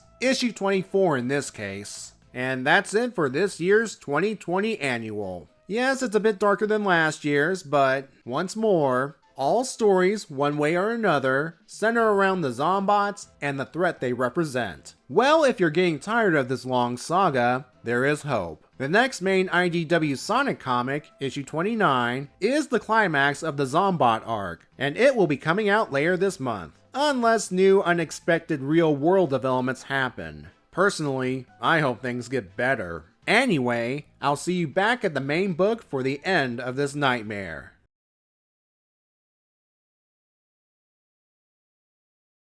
This is it, the final chapter of the Zombot saga. It's been a long road to get here, and I'm not just referring to the numerous delays. Before we briefly look back on how we got here, I'll place my spoiler warning tag here. It's gone from a tease of the horrible aftermath in issue 8, to Eggman doing experimentations in issues 13 and 14, to deployment on sapient beings in issues 15 and 16. There has been chaos ever since, with populations getting assimilated, named characters falling, and hopelessness and despair amongst the survivors. On top of that, Eggman had trouble controlling the Zombots after a time, and his assistant Dr. Starline tried to solve that problem by bringing in the machine-controlling Deadly Six, hoping he can control them. That plan backfired horribly, but this snafu gave the heroes some much-needed hope. After Starline was given the boot, the heroes and Eggman worked out a plan to use the Warp Topaz along with Supersonic to get rid of the Zombot agent once and for all. They just needed to steal the Chaos Emeralds from the Zeti. The fights were tough and sacrifices were made, but 6 of the 7 emeralds ended up in the heroes' hands. Zavik, leader of the Deadly Six, still has the final one, and he has his sights on Angel Island, the current safe haven of the heroes. Growing giant size from the wreckage of the face ship, he began spitting fire and tossing Zombots onto the floating landmass. Sonic has an idea involving Silver, and whatever it is, they need to hurry. Alright, let's end this. Sonic and Silver, who's holding the collected gems with his powers, heads off towards Zavik, while the rest try to keep the Zombots away from the Master Emerald and the refugees. You might be saying, why is Knuckles directly touching Zombot's shadow? At this point, it's do or die time, and Knuckles takes his job as Guardian very seriously. Sonic also wants Metal Sonic's help, and since Eggman's life is on the line, he orders the robot to do exactly what Sonic says. Zavik monologues that while he no longer has the face ship, he can still use the Zombots to destroy the world. Then he fires at Sonic and Metal Sonic. Thankfully, Metal activates his Diamond Energy Barrier, much to the real Sonic's relief. Silver tries to keep Zavik busy, while the Sonics head towards the Emerald. But they're forced to the ground thanks to Zavik blowing hot air. I hope he did not eat anything stinky. Sonic crashes near Orbot and Cubot's location, and they tell him to run since there are still Zombots in the area. Sonic wants to run up Zavik to get the emerald, but as you can see, he looks to be on his last legs. Pardon the pun. Things are looking badly for everyone on Angel Island, whether it's fighting their former friends, or delaying the inevitable. During this, Eggman decides now is the time to do some backstabbing to buy time for his escape, as represented by pushing Amy into Zombot Big. Don't worry, Karma's done letting Eggman off the hook. He tries running for the shuttle, but he doesn't get far thanks to Zombot Froggy. Back on the ground, Metal Sonic arrives to push away the Zombots surrounding Sonic. Yep, the Hedgehog didn't make it that far before being swamped. Metal helps him climb up Zavik. Unfortunately, being a machine, he falls victim to Zavik's influence. Again. Though why he didn't do it sooner is baffling. Sonic is able to make it the rest of the way to the Chaos Emerald, just as he's almost transformed. Silver arrives and Zavik tries to slam them both. However, he's too late. The power of the 7 emeralds once more transforms Sonic into his super form, burning away all of that transforming metal gunk. In addition, the emeralds alter Silver so that he becomes Super Silver. Well, that's a surprise. Or it would have been if not for the fact that about a week before this issue was released, IDW revealed issue 29's Comic-Con exclusive cover featuring the two Super Hedgehogs. You just couldn't wait until after this issue was released, huh? Before they enact the world-saving plan, Super Sonic takes out Zavik quickly. Anticlimactic, yes, but as Sonic puts it, they have no time to be fancy. Tapping into the power of the Warp Topaz, Sonic focuses on the Warp Portal, while Silver uses his psychokinesis to rip every trace of the metal agent off every living creature. As to where Sonic is sending this stuff, don't worry, he's not going to dump it off on some random world. He's making sure it'll never harm anyone ever again by sending it into the sun. Ah, the sun. Giver of life, destroyer of evil weapons. As Sonic and Silver do their thing, we see the reunions among the restored populace, some more heartwarming than others. The Warp Topaz is starting to buckle under the intense power, forcing Sonic and Silver to speed up the process. Once Silver confirms that all traces of the agent are gone, Sonic prepares to chuck the Topaz itself through the portal. Before he can do that, there's an explosion of some kind. Silver crashes back onto Angel Island. While he informs everyone that the world's no longer under the threat of the metal goop, the price might have been high. We just can't have a clear, happy ending, couldn't we? End of the issue aside, we can all breathe a sigh of relief. The nightmare is over. And we can thank our Hedgehog Super Duo for that, as well as Metal Sonic. Them being prominent in the climax makes sense when you get down to it. Sonic, in my opinion, has suffered the most. He was one of the first sapient victims of the goo, and has tried to use this cursed with awesome to save lives from other Zombots, due to him running off the effects. But over time, the running became harder as the condition adapted itself to Sonic. Not to mention, Sonic still needed rest, which he cannot do for a long time without risking transformation. Sonic was on fumes prior to becoming Super, and was within seconds of transforming into a Zombot. Then there's the fact that while he could fight Zombots to protect the victims, he cannot touch anyone without infecting them. Plus, the emotional trauma of seeing the innocent people and his friends under intense stress,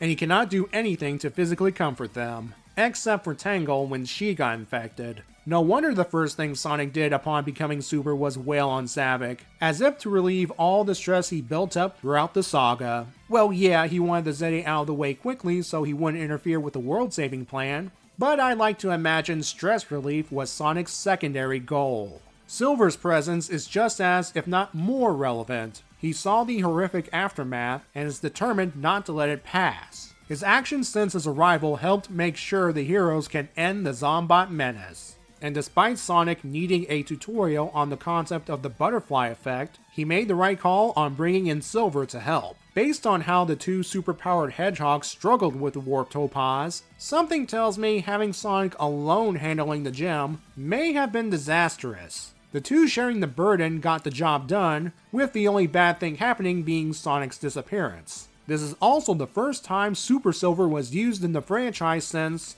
well, his debut game. For those that predicted Super Silver in the comments section of my last video, give yourselves a pat on the back. Metal Sonic's role is significant if you take into account his story from the recent 2020 annual. If you've not read, or at least seen my review of it, it featured the robot trying and failing to get himself infected in an attempt to match Sonic's current condition. To him, the metal goo is a bane on his quest to become the one true Sonic. And if Sonic were to fully change, Eggman might have had access to a new robot Sonic, which could make Metal himself obsolete. Well, that didn't happen for the reasons I said throughout this arc. While he was under Eggman's orders to help Sonic, in a way, he was fulfilling his role as Sonic, in that he was protecting an ally while helping to save the world. Even if he was ultimately taken out by Zavik, without him, Sonic would never have reached the Chaos Emerald before becoming a Zombot. And let's be honest, the reason Sonic chose Metal Sonic to come along was because first, Silver was handling the emeralds, and second, Sonic did not want to risk his buddy Tails getting infected. And it gives Sonic vindication for letting him go in issue 12. Plus, deep down, Metal's probably relieved that the Zombot threat is over, meaning he can resume his ambition to be the one true Sonic. The other characters had their moments, whether it's sacrificing themselves to buy time, staving off the inevitable, or, in the aftermath, singing their own theme song.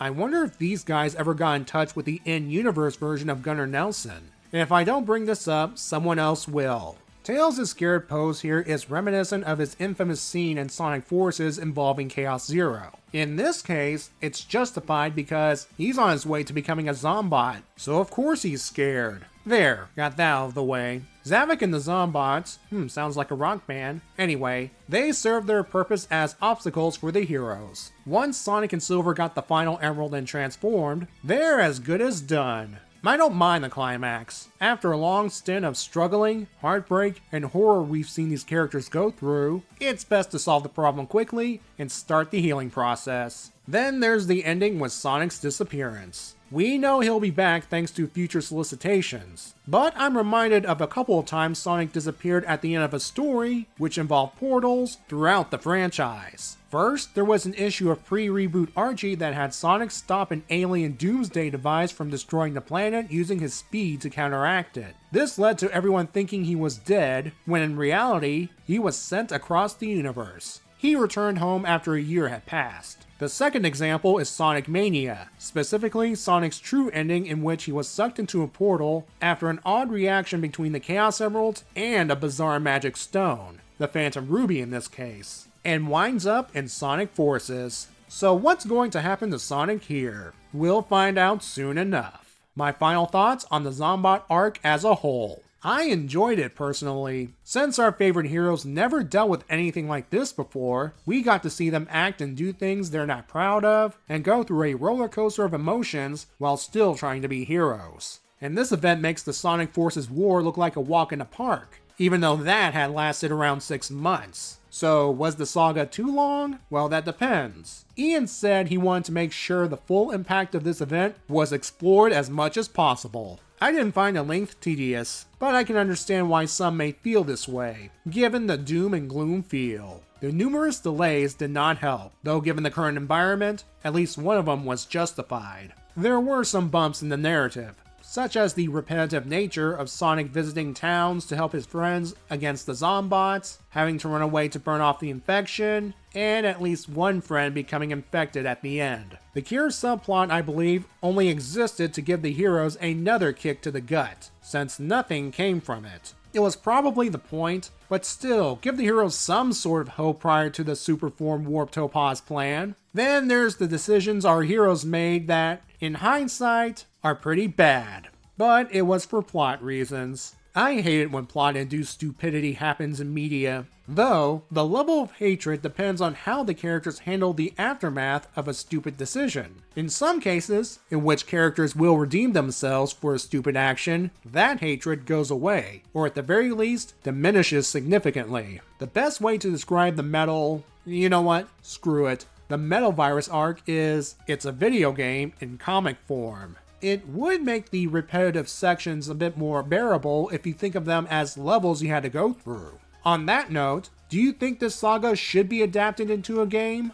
I could see it. I've already said back in my issue 25 review on how these final issues serve as the last story found in a number of Sonic games. And there are a number of things that could be drawn upon from past games, like the boost formula for burning off the infection, Sonic possibly bringing up past bodily transformations for the shout out to previous games, and have other characters have missions to save people, as preparation for the final story if nothing else. It could also be a way for Tangle and Whisper to become actual game characters, rather than being restricted to mobile games for the time being. I would wait until, say, Sonic's 35th anniversary before trying this, since, at the time of this recording, the world's going through a crisis. So it would be a case of too soon. Yeah, sadly, this arc will have the stigma of unfortunate timing due to real-life events happening in 2020. Realistically though, I don't think they'll make a game out of this saga, but if they were to try it, they at least have a solid foundation. Remember when I said that the Metal Virus arc was originally meant for the Archie comics? Since then, I've read that it was meant as a possible end to the Archie run, and I can see this, as it has the sense of an epic finale. This also would have used the major element from the Archie comics, robotization, one last time in a scarier way. I would not be surprised if other elements from Archie were retooled here. The appearance of the Deadly Six outside of a crossover with Mega Man was foreshadowed. so they might have gotten involved like they did in the IDW continuity. I wonder if Ian planned on making them an actual menace like he did in the IDW continuity, and Sonic and Silver getting rid of the virus using a portal? What if originally it was supposed to be a Genesis portal? A plot element that went on during post-reboot Archie was Silver traveling to different worlds through Genesis portals and sealing them so they wouldn't cause trouble. Makes you think of what could have been, huh? What we actually got is a saga that, in my opinion, is well worth your time, despite all of the flaws I've pointed out. And with all parts now out, individual issue-wise, perhaps rereading it from the beginning will make the experience better, rather than having to wait a while between chapters. What we do have to wait for now is the aftermath. Not only is Sonic MIA for the moment, there's the massive cleanup the Restoration will have to do, and that's on top of the mess they were dealing with from the Sonic Forces War. For the time being, the Zeti are on the main planet. Whether they get back together or not, they will cause some headaches in the future, unless something changes in the next few issues. And lastly, Omega still has no body. That needs to get fixed. For next time, we'll see how everyone is handling a post-Zombot world. See you then. So Rouge decided to hook up with the Master Emerald one more time before the end. Sorry, my dear, Knuckles will never allow this union to happen.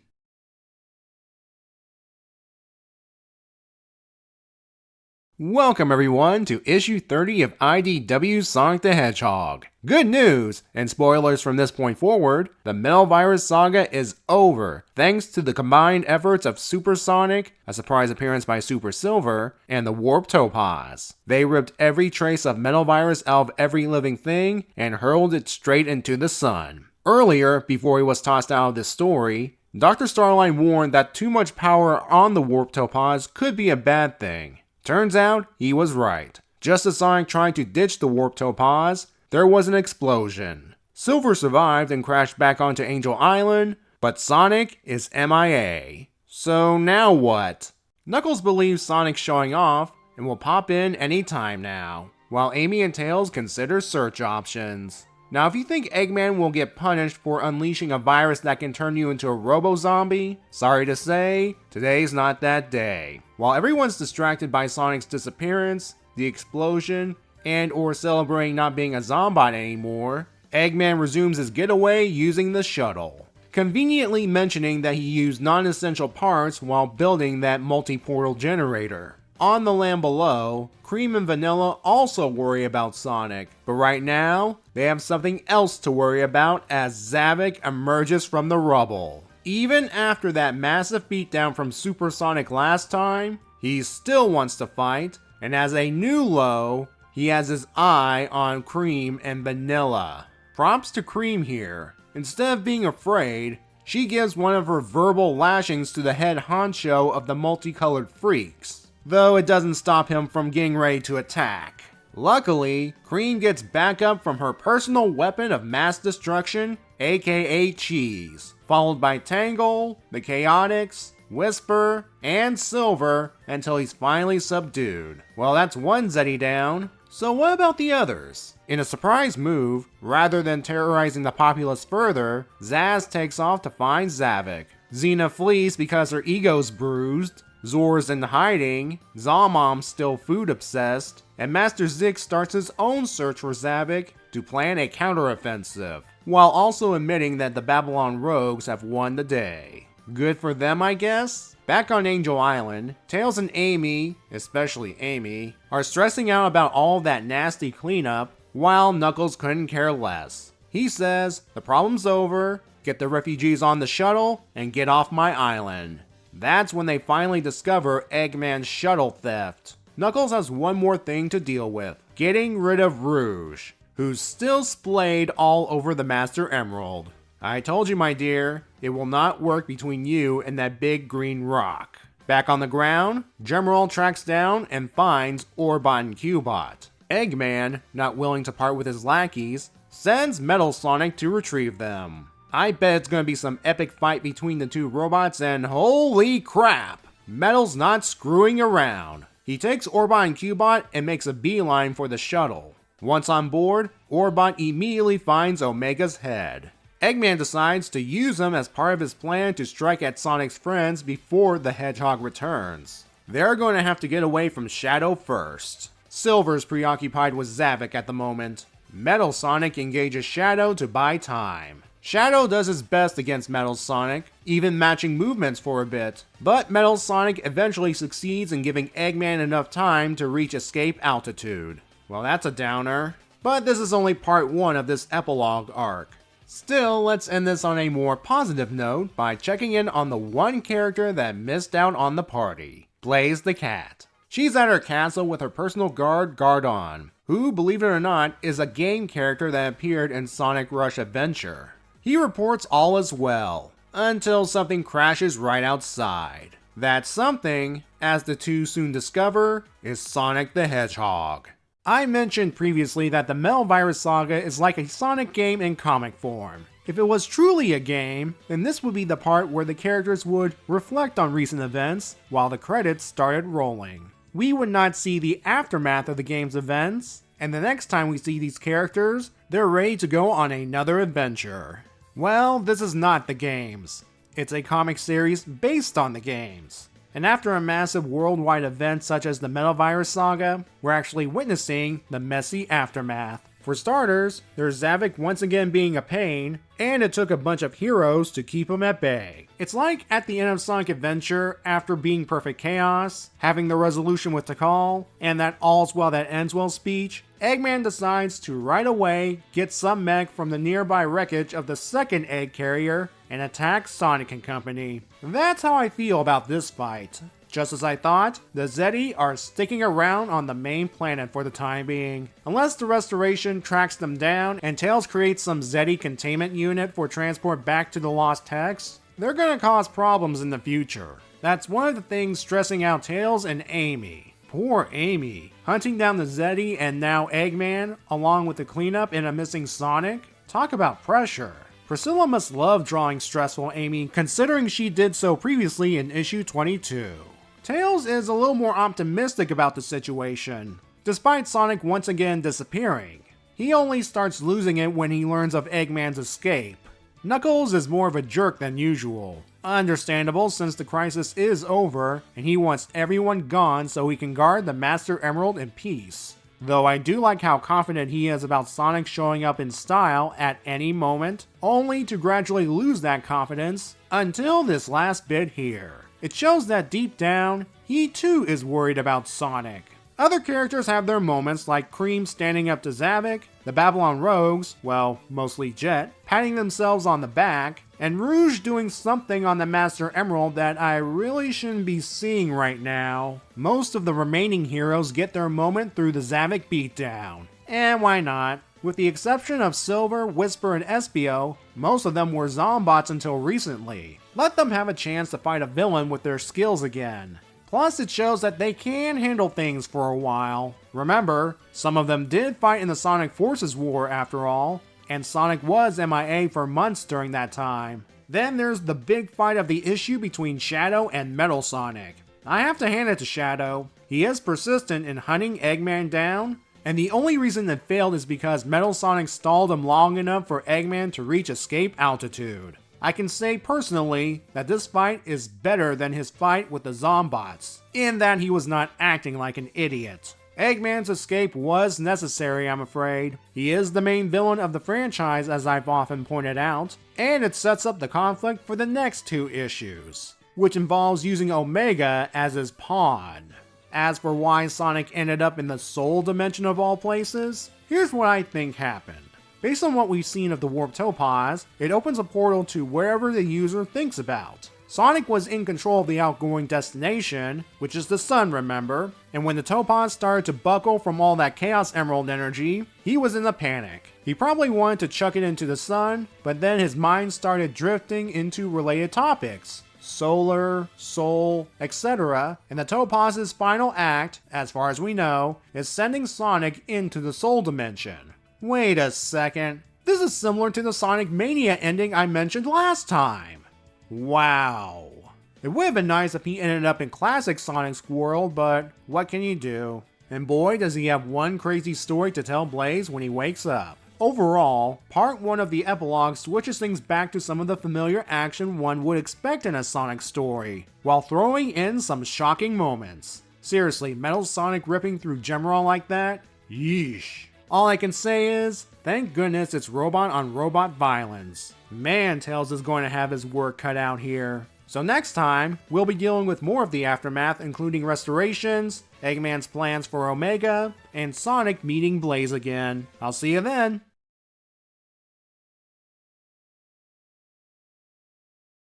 Welcome everyone to my review of IDW Sonic issue 31. Today we're taking a look at part 1 of the proper epilogue to the Metal Virus arc. Spoiler time, things didn't start off well for our heroes after the virus went bye-bye. While they barely managed to subdue Zavik, the rest of the Deadly Six are still out there. To further complicate matters, Eggman and his robotic lackeys escaped with Omega's head, and Eggman will fully take advantage of this opportunity of Sonic being absent to attack his friends. Sonic's current whereabouts? The Soul Dimension. Let's see how things play out. We begin with Blaze having tea while talking about how heroic and awesome Sonic the Hedgehog is to Sonic the Hedgehog. You may think it's ego stroking, but actually, Sonic has amnesia. Dubbing himself Mr. Needle Mouse, clever, he doesn't recall anything except the sea, the sky, and of golden fire. While Blaze, who's wearing one of her Sonic Channel outfits by the way, tries to sort out this mystery, let's jump back over to Sonic's world. Among the ruins of Restoration HQ, Amy has reached her limits. She wishes she could go back to going on adventures with Sonic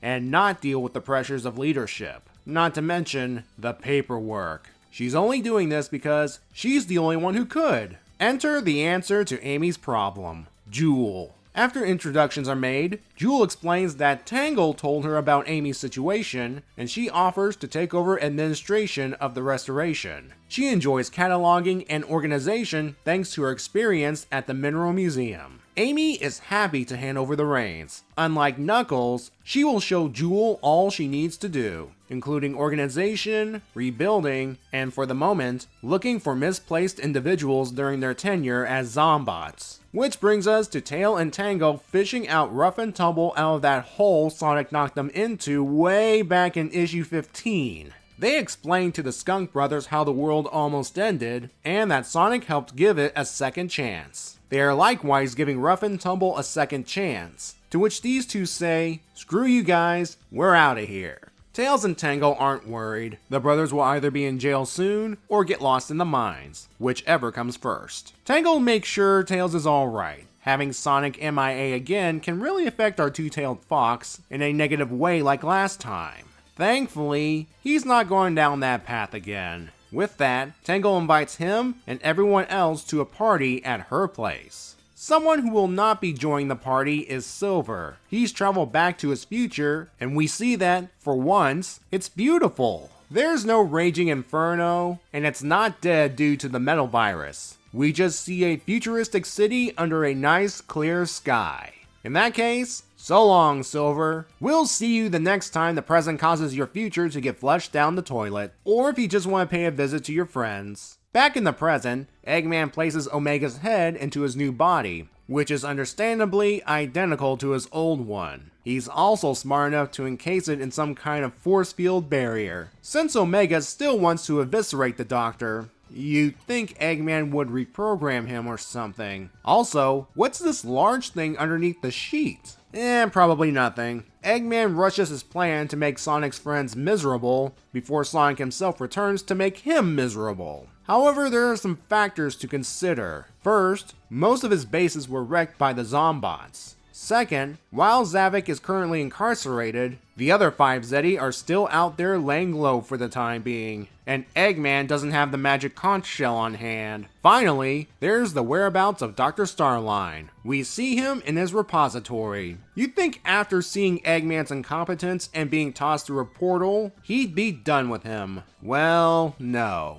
Instead, he's dedicating himself to improve Eggman's work and take over the world in his name so he can get the credit and recognition from his senpai. Heading over to the Chaotix Detective Agency, the trio's busier than ever as they're swamped with missing persons calls. The Rabbit family swings by to give the boys treats, and in Vanilla's case, flirt with Vector. Oh my, they're bringing that ship over here. It's probably just a tease, but you never know. Gemroll's all better. I assume Tails fixed him off panel between issues. The Chaotix don't get a chance to enjoy a breather due to the never-ending amount of calls, and as Vector points out, this prevents them from actually going out to help. Vanilla then volunteers her family to handle the calls and organize all of the missing persons files, allowing our detectives to go out and find these missing people. Moving on to Shadow. Rouge arrives to briefly update him on what's happening, but at the moment, he's internally kicking himself for not following Sonic's advice. You know, that whole running if you get infected thing? At the time, Shadow thought it was cowardice. Now he sees it as Sonic trying to help. Rouge leaves him so she can attend Tangle's party. Ah, the party. Everyone there is having a good time. Even the Babylon Rogues. The only one who isn't is Whisper. She remembers what happened the last time the Rogues were in town. See the 2019 annual for details. Tangle says, let them have a pass. They did help save the world after all. Besides, she doesn't want another fight in her town. Oh, Tangle. Little did you realize, you just jinxed it. The issue ends with Eggman crashing the party, utilizing the big machine that was underneath the sheet. What have we learned here today? Utilizing magic stones of the non-emerald variety can have unintended side effects, most notably amnesia. Eggman experienced it when messing with the Phantom Ruby, and now Sonic's experiencing it after messing with the Warp Topaz. From what little we see of him, Sonic, or rather Mr. Needle Mouse, seems content with just chilling in Blaze's palace, sipping tea all day, and not giving a care in the world. Being in Blaze's dimension in the first place doesn't help. Blaze herself left Sonic's world prior to the Metal Virus business. She had no idea how bad things got, and what Sonic did to save the day. All she knows is, Sonic dropped in one night, and doesn't remember a thing. It would be nice to explore this more, but I'm 99% sure Sonic will get his memory back, and return home by the end of the next issue. It'll make sense when I talk about some behind the scenes stuff next time. The real focus of this issue is to see how everyone is picking up the pieces after a horrific ordeal. Amy, as I mentioned previously, has been under constant pressure, and it seems she's had enough. Though unlike Knuckles, she is willing to keep going for the greater good. That is until Jewel arrived to take over administrative duties. Whether this means Amy will leave the Restoration to have her own adventures again, or just be an active field agent remains to be seen. Update: as I was working on this video, I saw issue 32's preview pages, and it's confirmed for the moment that Amy is done with leadership. I will talk about this more in that issue's review. Now back to issue 31. Kudos to Jewel for stepping in to help, though I have to wonder, what about her duties at the Mineral Museum? I have a feeling that Eggman's attack on Spiral Hill Village will answer that question. Jewel stepping up to help Amy only came about because of Tangle. Once again, her big heart is on display, willing to help out her new friends in any way possible. We see more of this when she's concerned about Tails' well-being. You know, between this issue, helping Whisper in their miniseries, and getting Sonic out of its funk in issue 24, perhaps Tangle could become a counselor when she's done adventuring. Silver's the only one that got a real happy ending in all of this. Also, him returning to the future conveniently gets him out of the way when the Eggman attack happens. Otherwise, Eggman's plan to harm Sonic's friends might fail. Some other noteworthy character moments include Shadow realizing he screwed up during issue 19. I wonder if it's a way of addressing people's complaints about him being a Vegeta clone. Regardless, Shadow developing in a meaningful way in this continuity is welcomed. Then we have Starline's new purpose. He's still an Eggman fanboy, but it has gone in a darker direction. He hopes to change his idol through example, to make him see beyond the usual execution that we often see in the games. That makes him even more dangerous. We'll see more of this when we get to his mini-series later on. That's it really. It's just scenes of our characters trying to help the world in various ways, and having a party before Eggman arrives in his new toy. Issue 32's cover gives away that he's using Omega as his instrument. It's kinda twisted when you think about it. So how will Sonic's friends handle this threat, and will Sonic himself regain his memory and return home in time to do something? We'll find out in issue 32, the conclusion of this little epilogue arc. See ya then!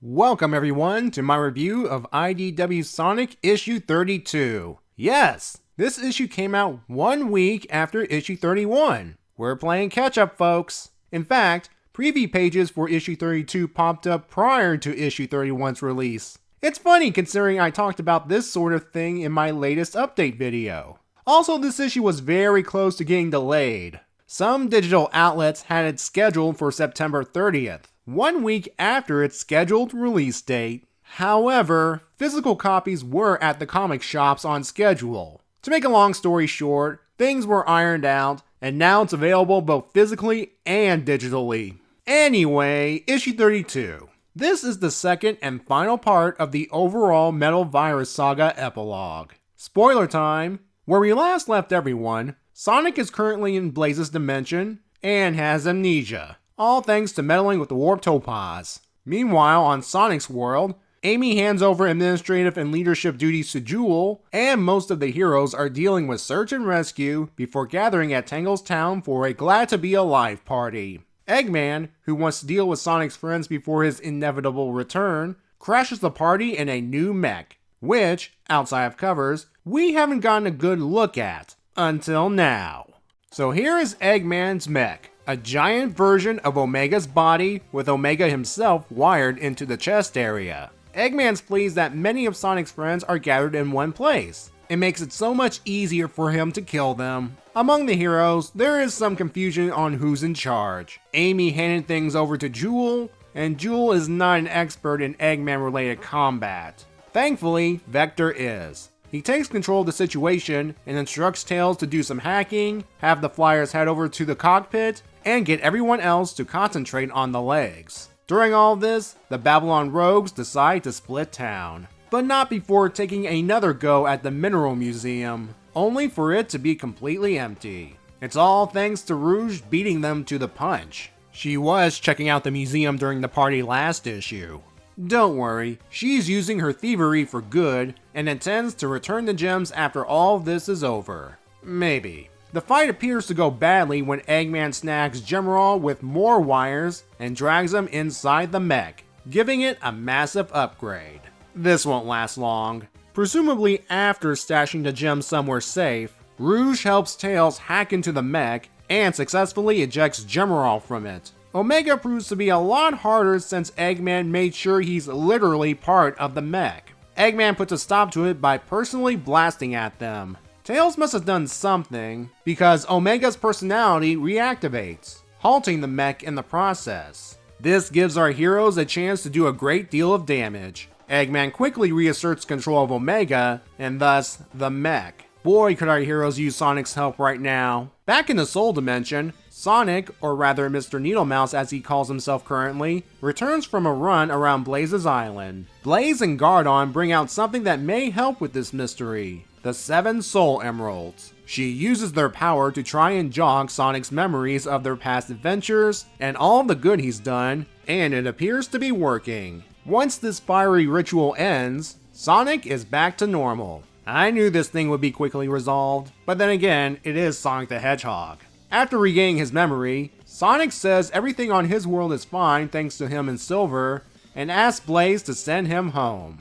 It's that simple really. Though I chalk it up to the Soul Emerald's powers, because Sonic is sent straight into the Eggman battle. Tails tells him about Omega's situation, and Sonic tears into the mech's chest to rip him out. Now freed, Omega gets his revenge by obliterating the mech. However, the attack leaves him falling apart.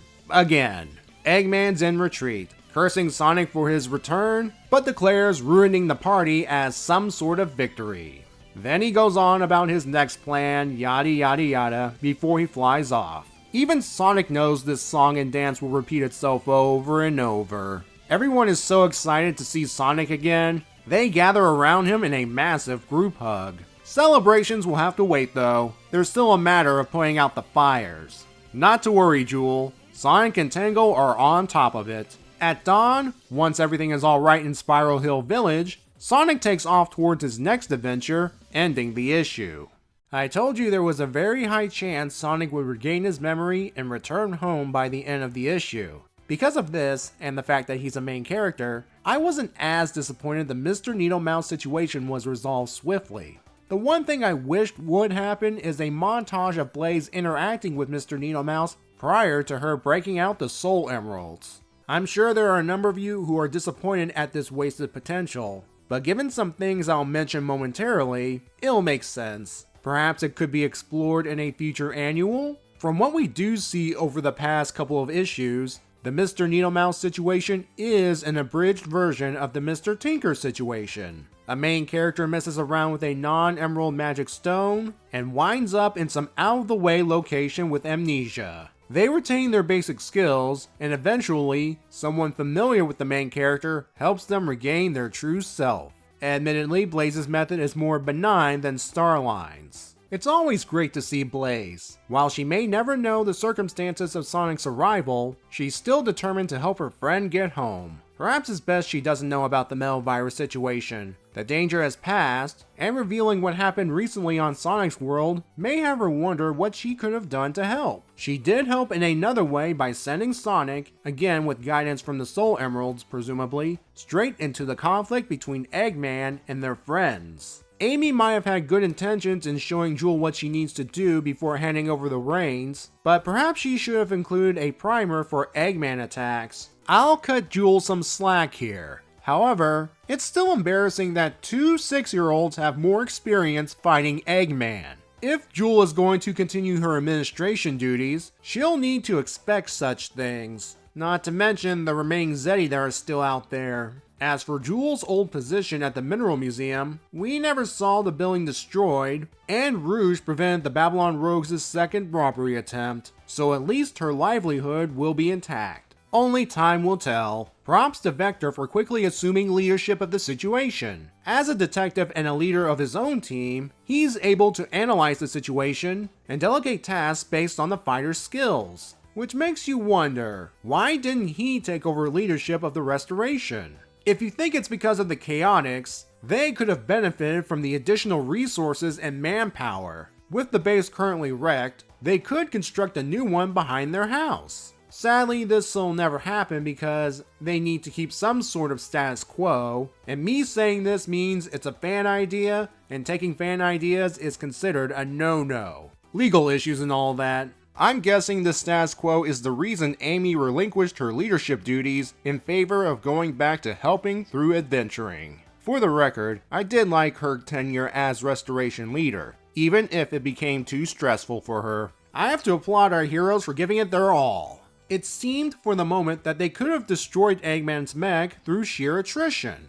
And give Eggman some credit. He was pulling out all of the stops himself, even bringing out a blaster to personally shoot at everyone. Sonic's timely arrival turned things around, but I do like that it was Omega, after being freed, that finished off the mech. Yeah, he was breaking apart after some overclocking, but at least he's in a much better state than he was a couple of issues earlier. After all, if General can come back after having a hole punched through the chest, fixing Omega should be a piece of cake, right? Right? This two-parter was made to bring some normalcy back into Sonic's world. I am including the Eggman attack because at this point, it's a Wednesday for these guys. There's some meta humor throughout, like Sonic being aware of the never-ending conflict between him and Eggman, the fact that Spiral Hill Village was under attack again, and then there's this reference that's truly bizarre. An okay epilogue overall. This issue is important in another way, and this is where the behind-the-scenes stuff comes in. This is the final issue written by Ian Flynn as the sole head writer. Note my choice of words. He's not leaving IDW Sonic completely. The upcoming Bad Guys miniseries is written by him. But as for the main book, starting next issue, there will be a new head writer, Evan Stanley. This is why I think stuff like the Mr. Needle Mouse plot thread ended quickly. Ian wanted to make sure Evan gets a somewhat clean slate when she takes over. I'm always open to new writers on this book, as I've said previously, and Evan has proven herself thanks to her work on the 2019 and 2020 annual. Ian Flynn will return to the main book someday. So the question is, will there be a conflict of interest? No.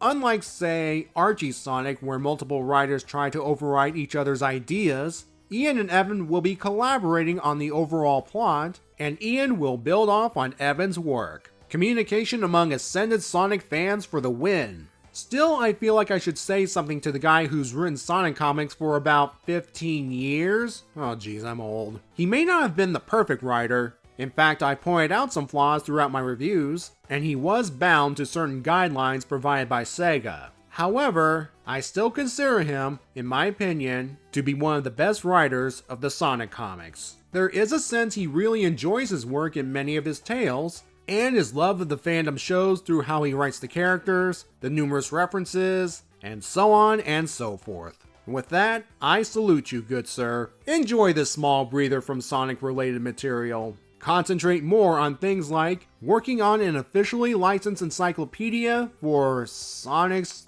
30th anniversary. Anyway, come back next time for Evan Stanley's first outing as head writer as we head off to the Chow races. See you then.